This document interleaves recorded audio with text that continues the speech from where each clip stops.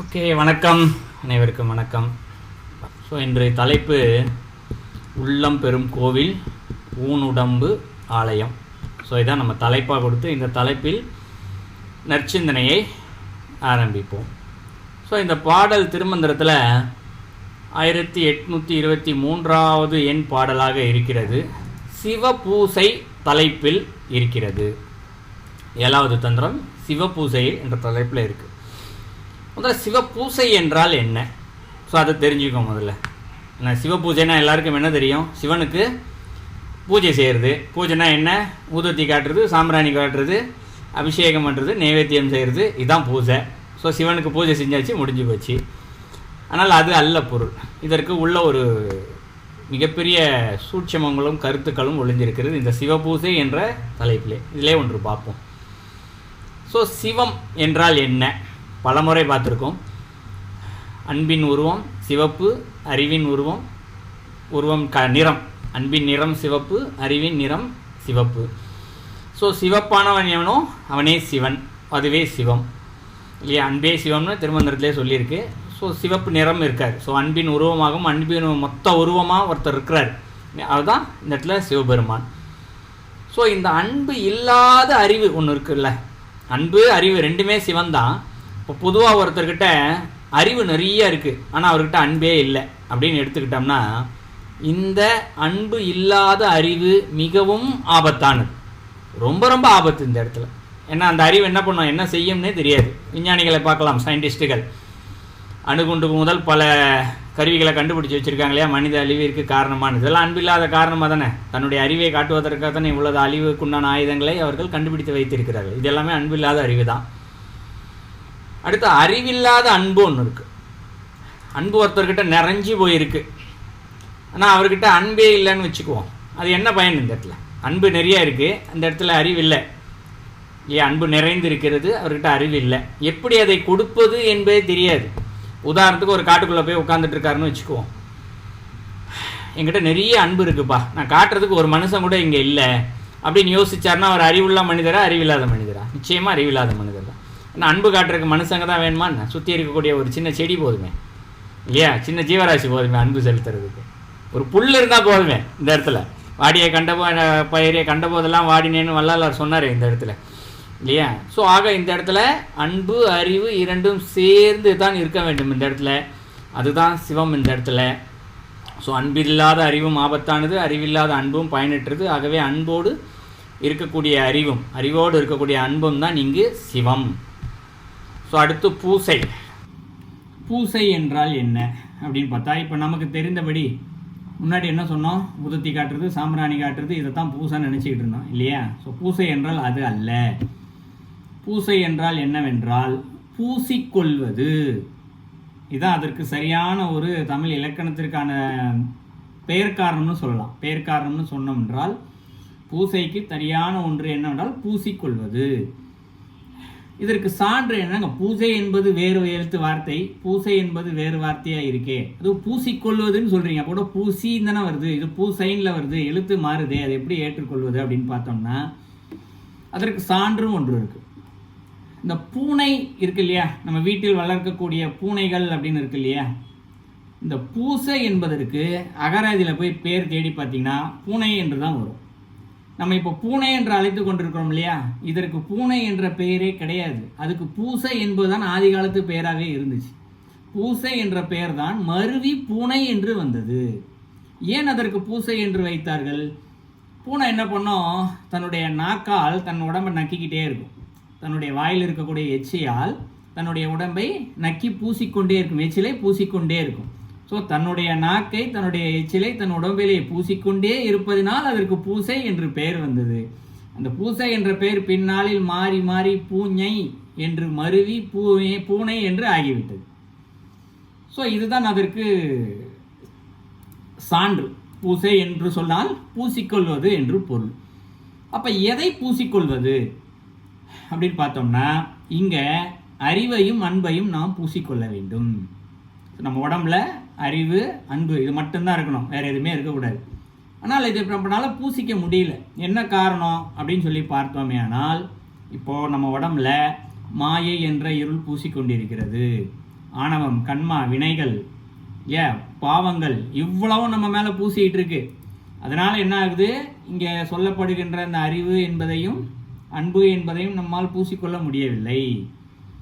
அப்படின்னா நமக்கு இப்போ அறிவும் இல்லை அன்பும் இல்லையா அப்படின்னு ஒரு கேள்வி கேட்டால் அது இருக்குது. அன்பு என்று சொல்கிறோம், நிச்சயமாக அது பேர் அன்பு கிடையாது. பாசம் என்ற ஒன்று இருக்கிறது. பாசத்தை அன்பு என்ற பெயரால் நாம் அழைத்து கொண்டு இருக்கிறோம். ஸோ அதனால் அது அன்பு கிடையாது நிச்சயமாக. யாரோ ஒருவருக்கு சிலருக்கு இருக்கலாம், லேசான அணுவளவு வந்துட்டு போகலாம், இல்லைன்னு மறுக்கலை. ஆனால் அதிகபட்சம் பாசத்தை தான் அன்பு என்று சொல்லி கொண்டு இருக்கிறோம். அணுவளவு சிறிதளவு வேண்டாம் வரலாம், அவருடைய பூஜைக்கும் பக்திகளுக்கும் அவருடைய மனப்பக்குவத்திற்கு ஏற்ப. அறிவு இல்லையா அப்படின்னு கேட்டால், அறிவு என்று சொல்லப்படுவது ஞானம் என்பது தான் அறிவே தவிர்த்து உலக வாழ்க்கைக்கு தேவையான அனைத்தும் எனக்கு தெரியும் என்று சொல்லப்படுவது அறிவு அல்ல. ஸோ உலக வாழ்க்கைக்கு என்னென்னலாம் தேவையோ இதெல்லாம் எனக்கு தெரியும். ஸோ இதை வைத்து நான் பணம் சம்பாதித்துக் கொள்வேன், வீடு வாங்குவேன், பொருள் வாங்குவேன், 4 பேர் நான் இதெல்லாம் சொல்லிட்டேன்னா இதெல்லாம் உலக அறிவு தான். இதை வைத்து இறைவனிடம் செல்ல முடியாது. ஏன்னா இது வந்து சிற்றறிவு, உலகத்திற்கான அறிவு. ஆனால் பேரறிவு ஒன்று வேண்டும், அதுக்கு பேர் ஞானம். அந்த ஞானம்தான் நம்மை இறைவனிடத்தில் அழைத்து செல்லும். ஸோ இப்போது சொல்லுங்கள், அறிவு இருக்கா அன்பு இருக்கா அப்படின்னு கேட்டால் ஞானமும் நம்மக்கிட்ட இல்லை, அன்பும் நம்மக்கிட்ட இல்லை. ஸோ அப்போ இல்லைன்றதான பொருளாகுது. காரணம் என்ன, நம்ம மேலே உடம்பின் மேலே இங்கே பாவங்கள், கர்மாக்கள், வினைகள் என்று பல நம்மீது பூசிக்கொண்டிருக்கின்றவையால் அன்பையும் அறிவையும் நம்மால் பூசிக்கொள்ள முடியவில்லை. அப்போ மேலே பூசி இருக்கிற ஒரு அழுக்கு ஒன்று இருக்குது இல்லையா? கர்மா என்ற அழுக்கு, வினைகள் என்ற அழுக்கு, பாவங்கள் என்ற அழுக்கு இருக்குது. இதெல்லாம் போக வைக்கணும். எப்படி போக வைக்கிறது அப்படின்னு பார்த்தோம்னா, இப்போ ஒரு புண்ணு இருக்குது இல்லையா? கால்லையோ கையிலையோ ஒரு புண்ணு இருக்குது. இந்த புண்ணுக்கு மேலே மருந்து என்ற ஒன்றை பூசுவோம் இல்லையா? மருந்துன்ற ஒன்றை பூசணும்னா அந்த புண்ணு ஆறி போயிடும். அந்த மாதிரி இப்போ நம்ம உடம்பு மேலே ஒரு அழுக்கு இருக்குது இல்லையா? கர்மா என்ற, வினைகள் என்ற, பாவங்கள் என்ற ஒரு அழுக்கு இருக்குது. இந்த அழுக்கை எதனை வைத்து பூச வேண்டும்? இந்த இடத்துல மருந்து போட்டு பூசுகிற மாதிரி பக்தி என்ற ஒன்றை வைத்து, பூஜை என்ற ஒன்றை வைத்து பூச வேண்டும். என்ன பூஜை? ஒழுக்கத்தோடு வாழ்வதல் என்பது ஒன்று இல்லையா? உடம்பிற்கான ஒழுக்கம் என்பது ஒன்று. அதன்படி அதிகாலை எழுந்திருத்தல், உடலை சுத்தப்படுத்துதல், இதெல்லாம் செஞ்சு முடிச்சுட்டு இறைவனுக்கு அபிஷேகம் செய்தல், அலங்காரம் செய்தல், சாம்பிராணி காண்பித்தல், ஊதோத்தி காண்பித்தல், கற்பூரம் காண்பித்தல், நைவேத்தியம் செய்வித்தல், இப்படின்னு பல வகையான செயல்கள் இருக்குது. இதெல்லாம் செஞ்சு முடிச்சுட்டு நம்ம என்ன பண்ணுவோம்? பூஜை செஞ்சிட்டோம் அப்படின்னு சொல்லுவோம். அப்படின்னா என்ன அர்த்தம்? இறைவனுக்கு இதெல்லாம் பூசி விட்டோம் என்று அர்த்தம், பொருள் இல்லையா? பேரளவில் பார்க்கும்போது இதெல்லாம் இறைவனுக்கு சமர்ப்பித்து விட்டோம் அப்படின்னு பொருள். இறைவனுக்கு சமர்ப்பிக்கவில்லை, நமக்கு நாமே சமர்ப்பித்து கொண்டிருக்கிறோம். அதனால தான் இதெல்லாம் ஆத்மார்த்தமாக செய்யணும்னு சொன்னது. பேருக்காகையோ ஒரு பெருமைக்காகவோ இதெல்லாம் செய்யக்கூடாது. இறைவனுக்காக செய்ய வேண்டும். இறைவனுக்காக செய்ய. ஏன்னா இறைவனுக்கு என்ன ஆக போகுது? நம்ம காமிக்கிற ஊதுவத்தி, சாம்பிராணி, கற்பூரம், நைவேத்தியத்தினால அவருக்கு என்ன ஆக போகுது? அவர் தான் எதுவுமே தேவையில்லாதவராச்சு. அவருக்குன்னு இதெல்லாம் தேவை இருக்குது. அப்புறம் ஏன் இதெல்லாம் அவர் செய்ய சொல்கிறாரு அப்படின்னு பார்த்தா, நம்முடைய நன்மைக்காக இதை செய்ய சொல்கிறார். குழந்தைகிட்ட போய் படின்னு சொல்கிறாங்கல்ல அம்மாவும் அப்பாவும். அம்மா அப்பா அவங்க நன்மைக்காக சொல்லிக்கிறாங்க குழந்தைகிட்ட போயிட்டு. நீ அவன் நல்லா படித்தா நீ பின்னாடி நல்லா இருப்பேன்றதுக்காக தானே சொல்கிறாங்க இல்லையா? ஸோ அம்மா அப்பா குழந்தைங்கிட்ட சொல்கிற மாதிரி இறைவன் சொல்கிறாரு, நீ இதெல்லாம் செய்யி, அப்போ தான் உன்னுடைய உடம்புல இருக்க அழுக்கு மேலே பூசிக்கிட்டு இருக்க எல்லாமே போவோம் அப்படின்னு சொல்கிறாரு இந்த இடத்துல. ஸோ இந்த சிவபூசை என்று சொல்லப்படுவதற்கு இதுதான் பொருள். அன்பையும் அறிவையும் நம் மீது பூசிக்கொள்ள வேண்டும். அப்போ தான் இறைவன்கிட்ட போக முடியும். ஏன்னா இறைவன் அந்த வடிவமாக இருக்கிறார். நம்ம மேலே அதை பூசிக்கிட்டால் நாமும் அந்த வடிவம் ஆயிடுவோம். அவரோட 2 கலக்கலாம். கலப்பதற்கு நமக்கு துணையாக இருப்பது இந்த பூசை. இது அகப்பூசை, புறப்பூசை 2 வகைப்படும். ஸோ வெளியில் என்னென்னலாம் செய்கிறோமோ அதெல்லாம் மனசாரையும் செய்யலாம். ஸோ இதெல்லாம் செய்யும் பொழுதே அது நம்ம மீதே பூசிக்கொண்டு இங்கே இருக்கக்கூடிய கர்மா, ஆணவம், வினைகள் எல்லாம் போக வைக்கிற மாதிரி ஆகும். ஸோ போக போக நமக்கு என்ன ஆகும்? இந்த இடத்துல இந்த பூஜைகள் செய்ய செய்ய அந்த ஞானம் என்ற அறிவு வெளிப்பட ஆரம்பிக்கும், அன்பு என்ற ஒன்று வெளிப்பட ஆரம்பிக்கும். ஸோ வெளிப்பட நாம் இறைவனிடத்தில் செல்ல ஆரம்பிப்போம். ஸோ இதுதான் இங்கு சிவபூசை. ஸோ இந்த சிவபூசையில் ஒரு பாடல் 1823 முதல் பாடல் அப்படின்னு நினைக்கிறேன். உள்ளம் பெரும் கோவில், ஊனுடம்பு ஆலயம், வள்ளல் பிரானார்க்கு வாய் கோபுர வாசல், தெல்ல தெளிந்தார்க்கு சீவன் சிவலிங்கம், கள்ள புலனைந்தும் காலா மணிவிளக்கே. ஸோ இதுதான் இந்த பாடல். இந்த பாடல் ரொம்ப எளிமையான பாடலாக இருக்கும் விளக்கத்தை படிக்கும் பொழுது, இல்லையா? உள்ளம் பெருங்கோயில். உள்ளம் வந்து நம்மளுடைய மனிதர்களுடைய உள்ளம் மிகப்பெரிய கோயிலாக இருக்கிறது. உடம்பு ஆலயம், இந்த உடம்பே ஆலயமாக இருக்கிறது. யார் அதை தெரிஞ்சிக்க முடியும்? வள்ளர் பிரானாருக்கு. வள்ளலாக இருக்கிறவங்களுக்கு இந்த வாய் தான் கோபுர வாசலாக இருக்கிறது. யார் உள்ளே போயிட்டாங்களோ அவர்கள் தெளிவாக இருக்குது. தெளிஞ்சிட்டாங்கன்னா உள்ளே இருக்க சீவன் சிவலிங்கமாக தெரிஞ்சிடும். ஸோ இதை தடுத்து கொண்டு இருப்பது கள்ள புலனைந்தும். இதை காலாமணி விளக்காக மாற்ற வேண்டும். ஸோ ரொம்ப எளிமையாக வந்துடும் இதற்கான விளக்கம். ஆனால் எப்படி சிவபூசை என்ற ஒரு வார்த்தைக்கு இவ்வளவு அர்த்தங்கள் பொருள்கள் இருந்ததோ அதுபோலவே இதில் இருக்கக்கூடிய ஒவ்வொரு வார்த்தைக்கும் பல அர்த்தங்கள் பொருள்கள் இருக்கிறது. முதல் அடியிலே பாருங்க, உள்ளம் 1 வந்துருச்சு, ஊன் 2, உடம்பு 3 விஷயம் வந்திருக்கு இல்லையா? ஊன்னா என்ன? உடம்பு தான். உடம்புனாலும் உடம்பு தான். உடம்புக்குள்ளே இருக்கிறது உள்ளம் தான். அப்போ ஒரே விஷயம் தான் சொல்கிறாரு. ஊன், உடம்பு, உள்ளம். தனித்தனியாக பிரித்து சொல்கிறார். ஏன் தனித்தனியாக பிரித்து சொல்லணும்? மொத்தமாக உடம்புனே சொல்லிட்டு போயிருக்கலாமே. அதே மாதிரி என்ன சொல்கிறாரு? பெரும் கோவில் அப்படிங்கிறார். உள்ளம் பெரும் கோவில் அப்படிங்கிறாரு. ஊனோடம்பு ஆலயம். என்ன வந்துச்சு? கோயிலும் சொல்லிட்டாரு, ஆலயம்னு சொல்லிட்டாரு. ரெண்டுமே ஒன்று தானே. ஆலயமும் ஒன்று தான், கோயிலும் ஒன்று தான் இல்லையா? நமக்கு தெரிந்து இரண்டும் ஒன்று தான். அப்போ ரெண்டு தனித்தனியாக பிரித்து சொல்கிறாரு. ஆலயம்னா என்ன, கோயில்னா என்ன? ஸோ ஒவ்வொன்றுக்கும் ஒவ்வொரு பொருள் இருக்கிறது. இந்த பொருளை தெரிஞ்சிக்கணும் அப்படின்னா இந்த உள்ளம் என்ற ஒன்று இருக்கு இல்லையா? இந்த உள்ளத்துக்கு முதல் எழுத்து என்ன? ஊ என்ற ஒரு எழுத்து இருக்கு.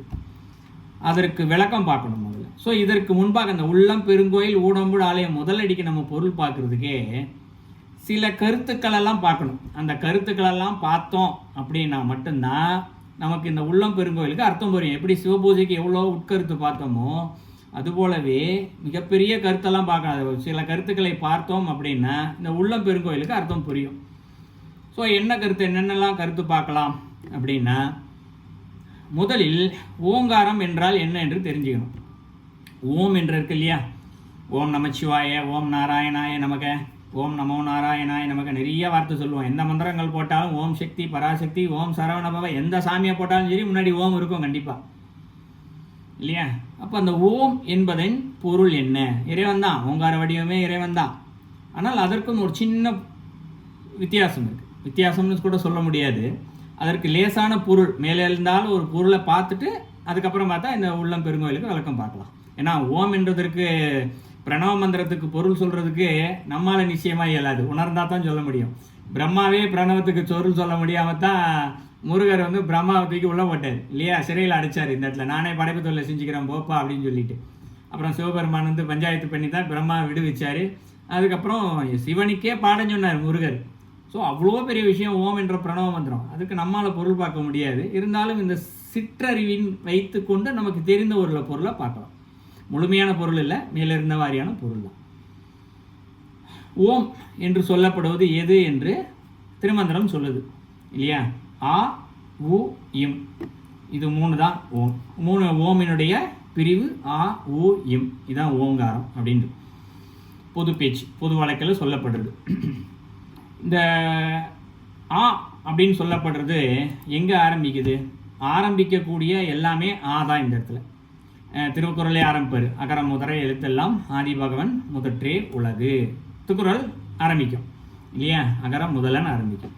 அப்போ ஆவண்ணாவிலிருந்து தான் ஆரம்பிக்கிறது அப்படின்னு அவரே சொல்லி ஆரம்பிக்கிறார். திருக்குறள் உலகத்தினுடைய பொதுமறையே இந்த இடத்துல இல்லையா? திருக்குறளை படித்தாலே போதும், ஓரளவுக்கு ஒழுக்க முறையில் இறைவனையே சென்று அடையலாம். அவ்வளோ பெரிய விஷயம் திருக்குறள். திருக்குறள் யாருக்கு திருவள்ளுவர் எழுதி கொடுத்துருக்காரு? ஆன்மீகம் என்றால் என்னவென்றே தெரியாத, ஒழுக்கம் என்றால் என்னவென்று தெரியாத, இறைவன் என்றால் யார் என்று தெரியாத ஒரு சராசரி நபருக்கும் புரியும்படியாக மிக அழகாக விளக்கமாக திருக்குறளை கொடுத்துருக்காரு.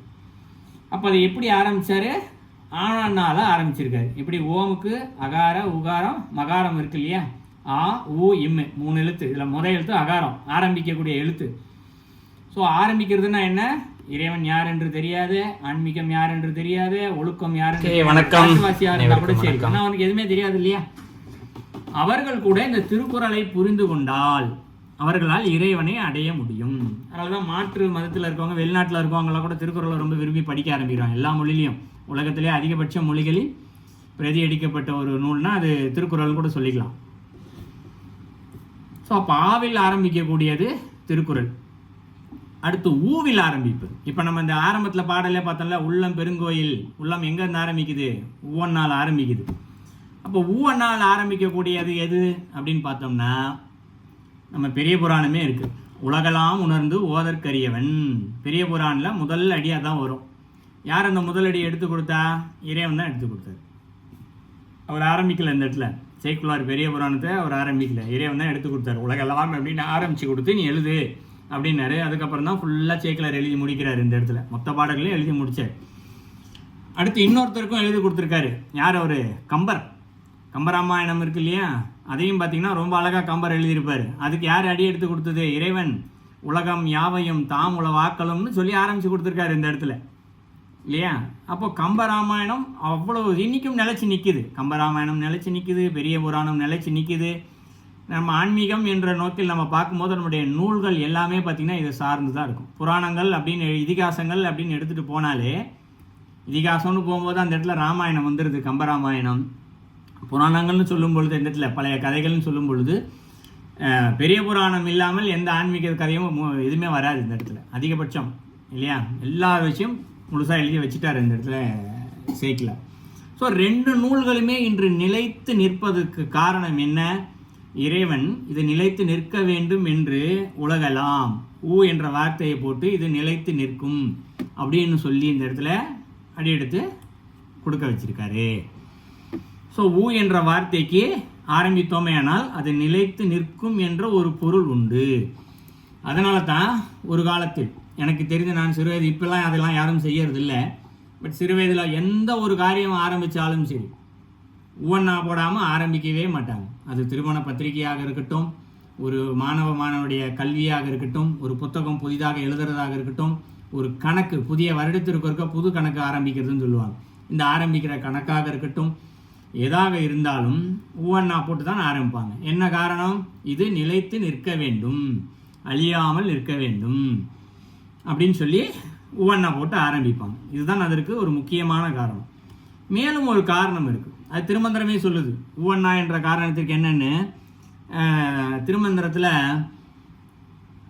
திருவம்பல சக்கரம் தலைப்பில் 950வது பாடல் ஒரு பாடல் இருக்குது. அந்த பாட்டில் ஊவன்னா பற்றி ரொம்ப விளக்கமாக சொல்கிறாரு. எப்படி வரையணும்னே சொல்லி கொடுக்குறாரு. இடமிருந்து வலமாக ஒரு நேர்கோடு வரைந்து, அதன் தலையில் ஒரு சுழிவட்டம் வரைந்து, அந்த வட்டத்தையும் கீழே இருக்கக்கூடிய கோட்டையும் இணைக்கும்படி ஒரு வளைந்த கொம்பு வரைய வேண்டும். வளைந்து வந்தால் ஊ என்ற வார்த்தை வரும். ரொம்ப அழகாக சொல்கிறாரு. வெளியில் இரேகை அத்தலை சுழியில் உகாரமாம் சுற்றிய வன்னி நெளிதரு கால்கொம்பு நேர்விந்து நாதம் தெளியும் பிரசாதம் சிவமந்திரமே அப்படின்னு சொல்லி முடிப்பார். இந்த இடத்துல அழகாக சொல்லி கொடுத்துருப்பார் எப்படி ஊ போடணும்னு சொல்லி கொடுத்ததுக்கப்புறம் என்ன சொல்லுவார்? இந்த ஊ எழுத்தை தியானிங்க. தியானிச்சிங்கன்னா என்ன வருது? இந்த இடத்துல ஊ எழுத்தில் மேலே சுழிக்கிறோம் இல்லையா, அந்த சுட்டி இருக்கக்கூடிய சுழி இருக்கு இல்லையா, அதில் நெருப்பு இருக்கான். அந்த சுழியில் நெருப்புலேருந்து வெளிச்சம் வருதா இந்த இடத்துல. அந்த கொம்பு கோடு சேர்ந்த பகுதி இருக்குல்ல, அதுலேருந்து சத்தம் வருதா இந்த இடத்துல. ஸோ இப்போ வெளிச்சமும் இருக்குது, சத்தமும் இருக்குது. இறைவன் எங்கேருந்து எப்படி இந்த உலகத்தெல்லாம் படைச்சார்? வெளிச்சத்துலேயும் சத்தத்தில் இருந்து அந்த உலகத்தையே படைச்சார் இந்த இடத்துல. ஸோ இறைவன் கிட்டேருந்து ஆரம்பிக்கிறதே வெளிச்சமும் சத்தம் தான். அசையா சக்தியிலேருந்து அசையும் சக்தியாக வந்து வெளிச்சம் சத்தம், இதெல்லாம் சத்தம் வந்து அப்புறம் வெளிச்சம் வந்து ஒன்றொன்னா உலகம் வந்துச்சு. ஸோ இப்போ இந்த ஒவ்வொன்றாவிலே இந்த இடத்துல வெளிச்சமும் இருக்குது, சத்தமும் இருக்குது. இதை யார் ஒருவர் சரியாக பயன்படுத்தி கொள்கிறார்களோ, அவர்களுக்கு இதை தெரிந்துக்கிறார்களோ, அவர்களுக்கு தான் பிரசாதம் சிவமந்திரமே அப்படிங்கிறது. அதை தெரிஞ்சுக்கிறவங்க, ஊழ பிள்ளையார் சொல்லி என்று சொல்ல இருக்கல, தெரிஞ்சுக்கிறவங்க பிரசாதம் சிவமந்திரமே பிரசாதமாக கிடைக்கும் அப்படிங்கிறது. ஸோ இந்த ஒவ்வொன்றாவுக்கு அவ்வளோ பெரிய நன்மை இருக்குது இந்த இடத்துல. ஸோ அதனால தான் இந்த இடத்துல உள்ளம் பெரும் கோவில் எவ்வளோ நிலையானது. உள்ளம் பெரும் கோவில் என்று சொல்லக்கூடிய அந்த பெரும் கோவிலில் இறைவன் வீற்றிருக்கிறாரு. இறைவன் அழியாத வஸ்து இல்லையா, எப்பயுமே அழியாத வஸ்து அந்த இறைவன், எப்பயுமே இருக்கிறவர் இந்த இடத்துல. ஆதி அனாதி அற்றவர், பிறப்பு ஆரம்பமும் இல்லை முடிவும் அல்ல, அப்படிப்பட்ட ஒரு இறைவன் நிலையாக இருக்கிறார் இல்லையா.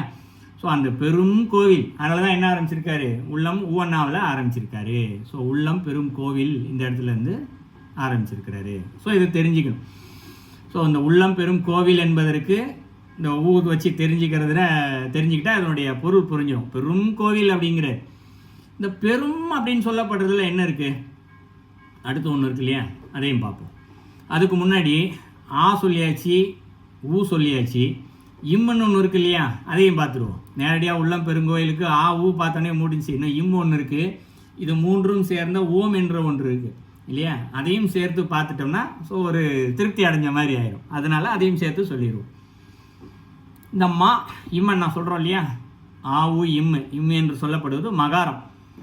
இந்த மறைத்தல், இந்த மா என்ற வார்த்தை எழுத்திற்கு என்ன பொருள் அப்படின்னு சொல்லி நம்ம தேடி பார்த்தோம்னா, மா என்பது மறைத்தலை குறிக்கும். இது மறைத்தலை குறிக்கும், மாயையை மறைத்திருத்தலை குறிக்கும். இப்போ நம்ம மாயையில் இருக்கோம் இல்லையா, மாயை வெளிப்படையாக இருக்குது, மறையலை இல்லையா. ஆனால் இந்த மா என்ன செய்தான், அந்த மாயையே மறைய வைக்குதான். இப்போ மாயை இருக்கிறதுனால தான் நமக்கு இறைவன் தெரியல, பார்க்கக்கூடிய பொருள்கள் எல்லாம் பொருட்களாகவே தெரியுது, இறைவன் தெரியல. அப்போ இந்த மாயை மறைஞ்சிருச்சு அப்படின்னா என்ன தெரியும், மாயை இருக்காது, அப்போ இறைவன் தான் தெரிவார். அப்போ இறைவன் தான் அந்த இடத்துல இறைவனையே தெரியக்கூடிய அந்த மாயை மறைக்கக்கூடிய அளவுக்கு சக்தி அந்த மாவிற்கு உண்டு. இன்னொரு கோணத்தில் பார்த்தோம்னா, அகராதியில் மா என்ற எழுத்திற்கு அகராதியில், தமிழுடைய அகராதியில் தேடி பார்த்தோம்னா 3 தெய்வங்களுமே வருவாங்க. சிவன், பிரம்மா, விஷ்ணு 3 பேருமே தெய்வம் வராங்க.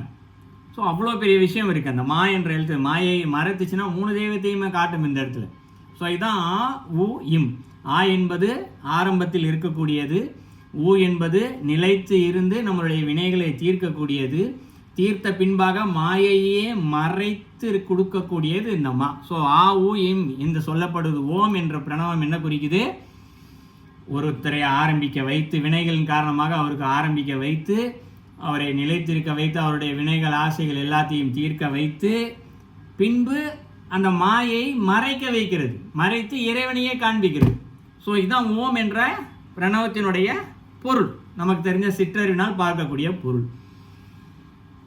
இதனால தான் திருமந்திரத்தில் பாருங்கள், முதல் பாடல் ஒன்றவன் தானேன்னு ஆரம்பிச்சிருப்பாரு. ஒன்றவன் தானேன்னு எதில் ஆரம்பிச்சிருக்காரு, ஓகாரத்தில் ஆரம்பிச்சிருக்காரு. ஓகாரம் என்று சொல்லப்படுவது ஓங்காரம் தான், ஓங்காரத்தின் எழுத்து தான், அதோடைய பிரிவு தான் ஓகாரம் என்று சொல்லப்படுவது இல்லையா. நம்ம தனியாக பிரிச்சுக்கலாம், ஓ ஓ அவு இப்படி நம்ம தனித்தனியாக பிரிச்சுக்கலாம். பட் எல்லாமே சேர்ந்து இலக்கண விதி பார்க்கும்போது ஓகாரம் என்ற ஒரு எல்லாம் அழைப்போம். இந்த இடத்துல இலக்கண விதி பிரகாரம் ஓகாரம் என்று சொல்லலாம். அப்போ திருமந்திரத்தில் ஏன் ஓகாரத்தில் ஆரம்பிக்கிறாரு, அப்போ முதல் பாடல் 5 கரத்தினை இல்லைன்ற ஒரு விவாதம் இருக்குது. பாதி பேர் முதல் பாடல் அது இல்லை பிரிச்சே இருக்கு அப்படின்ற வாதம்லாம் வைப்பாங்க. பட் அது வேறு ஒரு விவாதம், அது தனியாக வச்சுக்கலாம். பட் அது திருமந்திரம் பாடல் தான் அப்படின்றது நம்முடைய கருத்து. அதுக்கு பின்னாடி இருந்த பாடல் விநாயகர் பாடல் என்று சொல்லி அதை முன்னாடி சேர்த்து வச்சுட்டாங்க அப்படின்றது நம்மளோட கருத்து. ஆனால் இந்த இடத்துல ஒன்றவன் தானே என்பதுதான் முதல் பாடல் என்பது 100க்கு 100 உண்மை, அதில் எந்த மாற்று கருத்தும் அல்ல. இதற்கு சான்று சேக்கிலார் தான் சொல்லியிருக்காரு. ஒன்றவன் தானே என்று அடி எடுக்கும் பாடல்னு அவருடைய தன்னுடைய நூலில் குறிப்பிட்டிருக்காரு இந்த இடத்துல. அப்படின்னா ஒன்றவன் தானே ஓகாரத்தில் ஆரம்பிச்சிருக்காரு. அப்போ ஒன்றவன் தானேன்னு ஆரம்பிக்கக்கூடிய பாடலில் இருந்து ஆரம்பித்தாருன்னா என்ன பொருள் அந்த இடத்துல திருமந்திரத்துக்கு, திருமந்திரம் மொத்தத்தையும் படித்தோம்னா திருக்குறள் மாதிரி ஆன்மீகம் என்று தெரியாதவரும் இறைவன் என்று தெரியாதவரும் ஒழுக்கம் என்று அறியாத ஒரு காட்டுவாசியாக இருந்தாலும் திருமந்திரத்தை படித்து உணர ஆரம்பித்தால் அவர் இறைவனை புரிந்து கொள்வார். எப்படி அடுத்து நிலையான இந்த வாழ்க்கையில் வினைகளை தீர்த்து கொண்டு மகாரத்தில் இருக்கக்கூடிய அந்த மறைத்தல்னால் மாயை மறைத்து இறைவனையும் அடையலாம். அப்போ திருமந்திரத்தில் 3மே இருக்குது, ஆரம்பமும் இருக்குது, நிலைச்சி எப்படி வாழ்வது என்ற வாழ்வியல் முறையும் சொல்லி கொடுக்குறாரு. வாழ்வியல் முறையை சரியாக வாழும்போது நம்ம கிட்ட இருக்கக்கூடிய மாயை மறைத்து இறைவனையும் காட்டுறாரு. இப்போ திருமந்திரத்தை படித்தா 3மே கிடைச்சிடும் இந்த இடத்துல, வேறு எந்த நூலும் படிக்க வேண்டியது இல்லை. அதை உணர்த்துவதற்காகத்தான் இங்கு உகாரத்தில் ஆரம்பிக்கிறார். ஸோ அகாரம் பார்த்தாச்சு, உகாரம் பார்த்தாச்சு, மகாரம் பார்த்தாரு, மூத்தும் சேர்த்த ஓங்காரத்தையும் பார்த்தாச்சு. திருமந்திரம் இதில் அதையும் பார்த்துருக்கோம். ஸோ ஓரளவுக்கு இப்போ புரிஞ்சிருக்கும் என்று நம்புகிறேன் இந்த இடத்துல.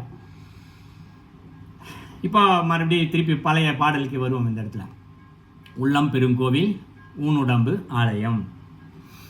ஸோ உள்ளம் பெரும் கோவில் என்பதை பார்த்தாச்சு, மிகப்பெரிய கோவில். உள்ளம்ன்றதுக்கு விளக்கம் பார்த்தாச்சு இல்லையா, உள்ளத்தில் நிலையில்லாத இறைவன் வீற்றிருக்கிறார் அப்படின்னு பார்த்தாச்சு. அப்போ உள்ளம் என்பது என்ன, கருவறை இல்லையா. ஒரு கோயிலுக்கு போனோம்னா கோயில் வாசலில் இருந்து, வாசல் மண்டபம் அப்புறம் சிறு சிறு தெய்வங்கள்லாம் அங்கொன்றும் இங்கொன்றுமாக இருப்பாங்க. விநாயகர், முருகர், ஐயப்பன் சொல்லி நிறைய பைரவர், நிறைய தெய்வங்கள் இருப்பாங்க. அதுக்கப்புறம் கொடிமரம் இருக்கும், அதுக்கப்புறம் மண்டபம் இருக்கும், அதுக்கப்புறம் நந்தீஸ்வரர் இருப்பார். அதை தாண்டி தான் இறைவன் மூலஸ்தானத்துக்கு போகணும் இந்த இடத்துல. அப்போ உள்ளம் பெரும் கோவில் என்றால் உள்ளத்தில் மிகப்பெரிய கோவில் என்பது கருவறை இந்த இடத்துல. அதைத்தான் இந்த இடத்துல கோவில் என்று குறிப்பிடுறார் இந்த இடத்துல. அப்போ உள்ளம் என்பது வேறாக போகுது, இந்த இடத்துல உடம்பு என்றது வேறாக போகுது.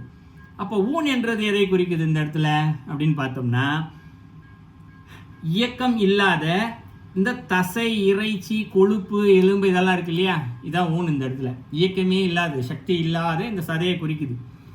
அதோடு சேர்ந்த உடம்பு என்று சொல்கிறார். ஊன் உடம்பு ஆலயம் அப்படிங்கிறார்.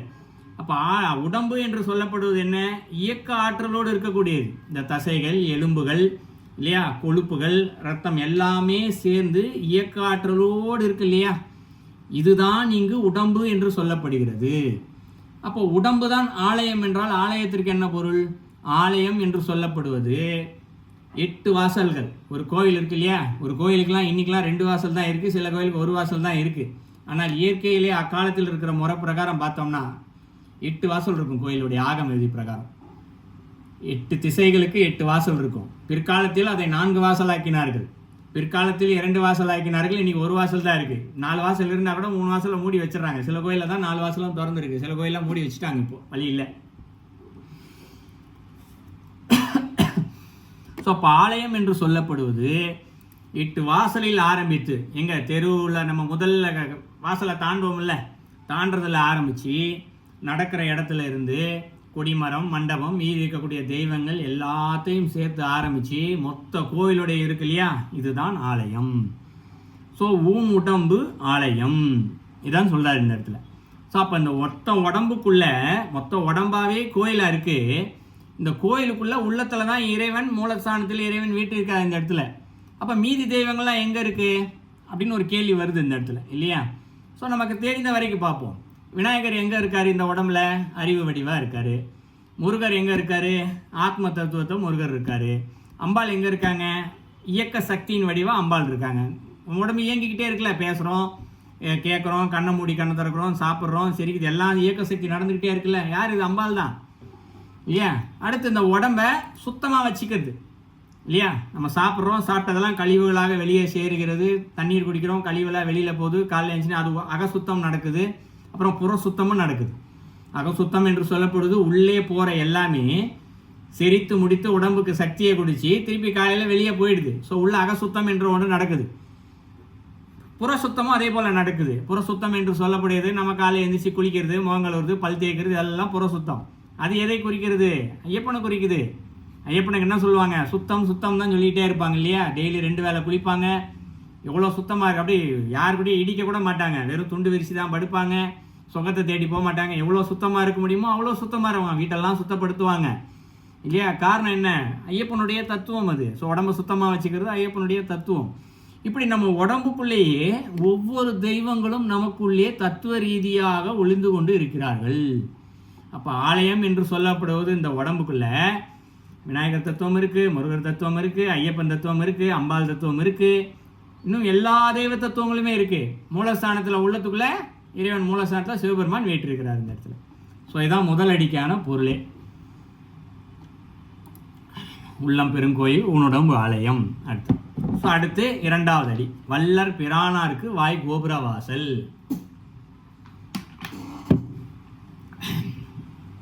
வள்ளல் யார்? இந்த வள்ளல் வள்ளல் பிரானுக்கு அப்படிங்கிறார். வள்ளல் என்றால் யார் அப்படின்னா, நமக்கு தெரிந்து என்ன இருக்கும்? தன்கிட்ட இருக்க பொருளை வாரி வழங்குபவர் வள்ளல். அவ்வளோதான் இல்லையா. தன்கிட்ட இருக்கும் தங்கம், நகையோ, பொருளோ, அளவு கடந்த செல்வ சீமந்தார்கள்லாம் நிறைய பேர் இருந்தாங்க ஒரு காலத்தில் இல்லையா. கேட்க அள்ளி அள்ளி கொடுத்துக்கிட்டே இருந்தாங்க இந்த இடத்துல. ஆனால் சிலருக்கு மட்டும்தான் வள்ளலுடைய பெயர் கிடைச்சிது. இப்போ உதாரணத்திற்கு மகாபாரத கதையில் பார்ப்போம். கர்ணனுக்கு மட்டும்தான் கொடுத்து சிவந்த கைன்னு ஒரு பேரே இருக்குது. யார் எதை கேட்டாலும் கொடுப்பான் அப்படின்னு ஒரு பேர் இருக்குது. ஆனால் நல்லா பார்த்தோம்னா எல்லா அரசர்களுமே கொடுக்க தான் செஞ்சுருக்காங்க. அரசர்கள்கிட்ட போய் நின்னாலே, சும்மா போய் பார்க்க போனாலே சரி, எதுக்கு போனாலும் சரி, சும்மா அரசரே உங்க பார்க்க வந்திருக்கேன் அப்படின்னு சொன்னாலே சரி, அரசர் பரிசு கொடுத்து தான் அனுப்புவாங்க அந்த காலத்தில். இது அந்த காலத்தில் உள்ள அரசர்களுக்கேயான முறை. ஆனாலும் இந்த இடத்துல கர்ணனுக்கு மட்டும்தானே பெருசாக பேர் கிடைச்சிது இல்லையா. காரணம் என்ன? அவனுடைய எண்ணம் அது போல் இருந்தது. இதை வந்து கிருஷ்ணர்கிட்டே ஒரு முறை அர்ஜுனன் கேட்பான், என்ன அர்ஜுனா, நாங்களும் தானே எல்லாருக்கும் கொடுக்குறோம் இல்லையா, நாங்களும் எல்லாருக்குமே கேட்க கேட்க கொடுத்துக்கிட்டே தானே இருக்கோம், ஆனால் கர்ணனுக்கு மட்டும் ஏன் இந்த இடத்துல தர்மவான்னு சொல்லி பேர் வருது, இந்த இடத்துல எங்களுக்கெல்லாம் ஏன் வரமாட்டேங்குதுன்னு சொல்லி காரணம் கேட்பார். அப்போ கிருஷ்ணர் சொல்லுவார், காலம் வரும் நான் சொல்கிறேன் அப்படின்னு சொல்லி என்ன பண்ணுவார், ஒரு குறிப்பிட்ட நாளில் ஒரு வேதியர் அனுப்பிச்சி வைப்பார். யாருக்கிட்ட அனுப்பிச்சி என்ன பண்ணுவார், கர்ணர்கிட்டையும் அனுப்பிச்சி வைப்பார், கர்ணன்கிட்டையும் அனுப்பிச்சி வைப்பார், அர்ஜுனன் தர்மங்கிட்டையும் அனுப்பிச்சி வைப்பார். என்ன கேட்பார், வேதியர், நான் பெரிய யாகம் செய்ய போகிறேன், யாகத்திற்கு நிறைய எனக்கு மரங்கள் வேண்டும், எரிப்பதற்கு சந்தன மரங்கள் நிறைய வேண்டும், ஆகையே எனக்கு கொடுங்கள் அப்படின்னு கேட்குறாங்க. சரி, எப்பொழுது யாகம் செய்கிறீர்களோ செய்வதற்கு ஒரு நாள் முன்பாக சொல்லுங்கள், நாங்கள் தருகிறோம் அப்படின்னு சொல்லிடுறாங்க. இந்த இடத்துல என்ன பண்ணுறாரு கிருஷ்ணர், நாள் ஃபுல்லாக நல்லா மழை வர வச்சிடுறாரு. மழை வர வச்சு அந்த மரம் என்னென்னலாம் சந்தன மரம் வச்சுருப்பாங்க இல்லையா, எல்லாத்தையும் நனைய வச்சிடுறாரு. இப்போ எதை போட்டாலும் எரியாது. இப்போ அவங்க திருப்பி வந்து கேட்குறாங்க, இது மாதிரி நாங்கள் நாளைக்கு யாகம் செய்ய போகிறேன், எனக்கு கொடுங்க அப்படின்னு சொல்லி கேட்பாங்க. இல்லை சின்ன தவறாக சொல்லிட்டேன், இல்லை சந்தன மரத்தை அவங்க அப்போ கொடுக்கறதுக்கு தயாராக தான் இருப்பாங்க. வேதியர்னு சொல்லுவார், நான் யாகம் அடுத்த வாரம் தான் செய்ய போகிறேன், யாகம் செய்கிறதுக்கு ஒரு நாள் முன்பாக வந்து பெற்றுக்கொள்கிறேன் அப்படின்னு சொல்லிட்டு வந்துடுவார். இப்போது ஒரு நாளைக்கு முன்னாடி மழை வந்துருச்சு. இப்போ அர்ஜுனன்கிட்ட போய் கேட்பாங்க. கேட்கும்போது, என்னப்பா இந்த மாதிரி நீங்கள் ஒரு நாளைக்கு முன்னாடி வாங்கிக்கிறேன்னு சொன்னேன், நாளைக்கு வந்து யாகம் செய்ய போகிறேன், நீ கொடுங்கன்னு கேட்பாங்க. மரம் தான் நனைஞ்சு போச்சு, எதுவுமே கொடுக்க முடியாது. என்ன சொல்லுவாங்க, நான் அன்றைக்கே தரேன்னு சொன்னேன், நீ தான் வாங்காமல் போயிட்டேன், எல்லாம் நனைஞ்சு போச்சு, காஞ்சவனே வந்து வாங்கிக்கோ அப்படின்னு முடிச்சிருவாங்க. நான் தரமாட்டேன்னு சொல்லலை, நிச்சயமாக தருகிறேன், ஆனால் இப்பொழுது கொடுக்கக்கூடிய சூழ்நிலை இல்லை, ஏன்னா மரம் இல்லை, அதனால் கொடுக்கல அப்படின்னு சொல்லிடுவாங்க. இப்போ இவங்க கர்ணன்ட்ட போவாங்க. கர்ணன்ட்ட வந்து இவங்க கேட்டுக்கூட மாட்டார் இவர், சரிங்களா, இவர் கேட்டுக்கூட மாட்டார். ஸோ கர்ணன்கிட்ட வந்து, கர்ணா இது மாதிரி யாகம் செய்ய போகிறேன், எனக்கு கொஞ்சம் மரம் வேணும் அப்படின்னு. மரம் வேண்டுமா, உடனே அவர் சொல்லுவார், காலாட்ட சந்தன மரம் எவ்வளோ இருக்கோ எடுத்து வந்து கொடுங்கன்னு. அரசே எல்லாமே நனைஞ்சு போச்சு அப்படின்வார். ஸோ இப்போ யாகம் ஒன்று அவ்வளோதானே, வீட்டில் இருக்கக்கூடிய அனைத்து சந்தன மர கதவுகளையும் எடுத்துக்கொண்டு செல்லுங்கள் அப்படிங்கிறது. ஸோ அவருக்கு இருக்கார்ல அரண்மனை ராஜாவுடைய அரண்மனையில் சந்தன மரத்தில் தானே செஞ்சு வச்சுருப்பாங்க. சந்தன மரத்தையே வெட்டி எடுத்துகிட்டு மரத்தை கழட்டிட்டு போ அப்படிம்பாரு. கலட்டு வரலன்னா உடச்சி எடுத்துகிட்டு போ அப்படின்வாரு. வாசல் இல்லாட்டி பரவாயில்ல, திருட வந்தால் பரவாயில்ல, சொன்னதை நான் செய்யணும், கேட்டுட்டா நான் கொடுக்குறேன். ஸோ இதனால தான் கர்ணனுக்கு அந்த பெயர் வந்தது. அதனால தான் அவனை வள்ளல் என்று போற்றினார்கள். ஸோ எப்பொழுது யார் கேட்கிறார்களோ கேட்க கேட்க கொடுத்து கொண்டே இருப்பது ஒன்று என்பதும் வள்ளல் தன்மை. அதே நேரத்தில் வரைமுறை இல்லாமல் கொடுப்பது. இந்த இடத்துல அளவுகளே கிடையாது.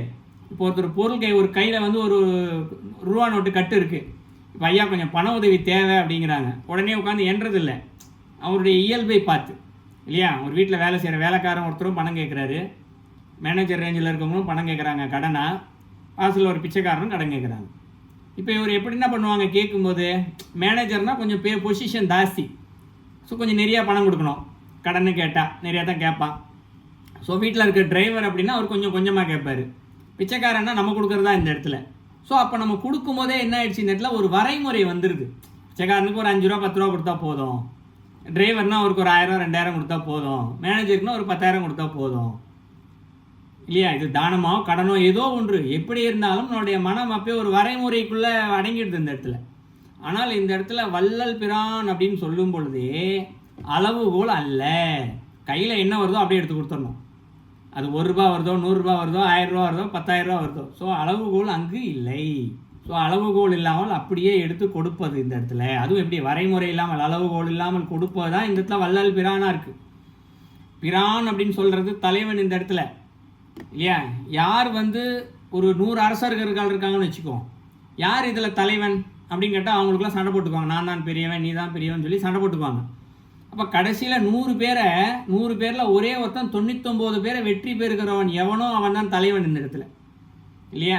அந்த மாதிரி இங்கே தானம் செய்பவர்கள் 100 பேர் இருக்கலாம்.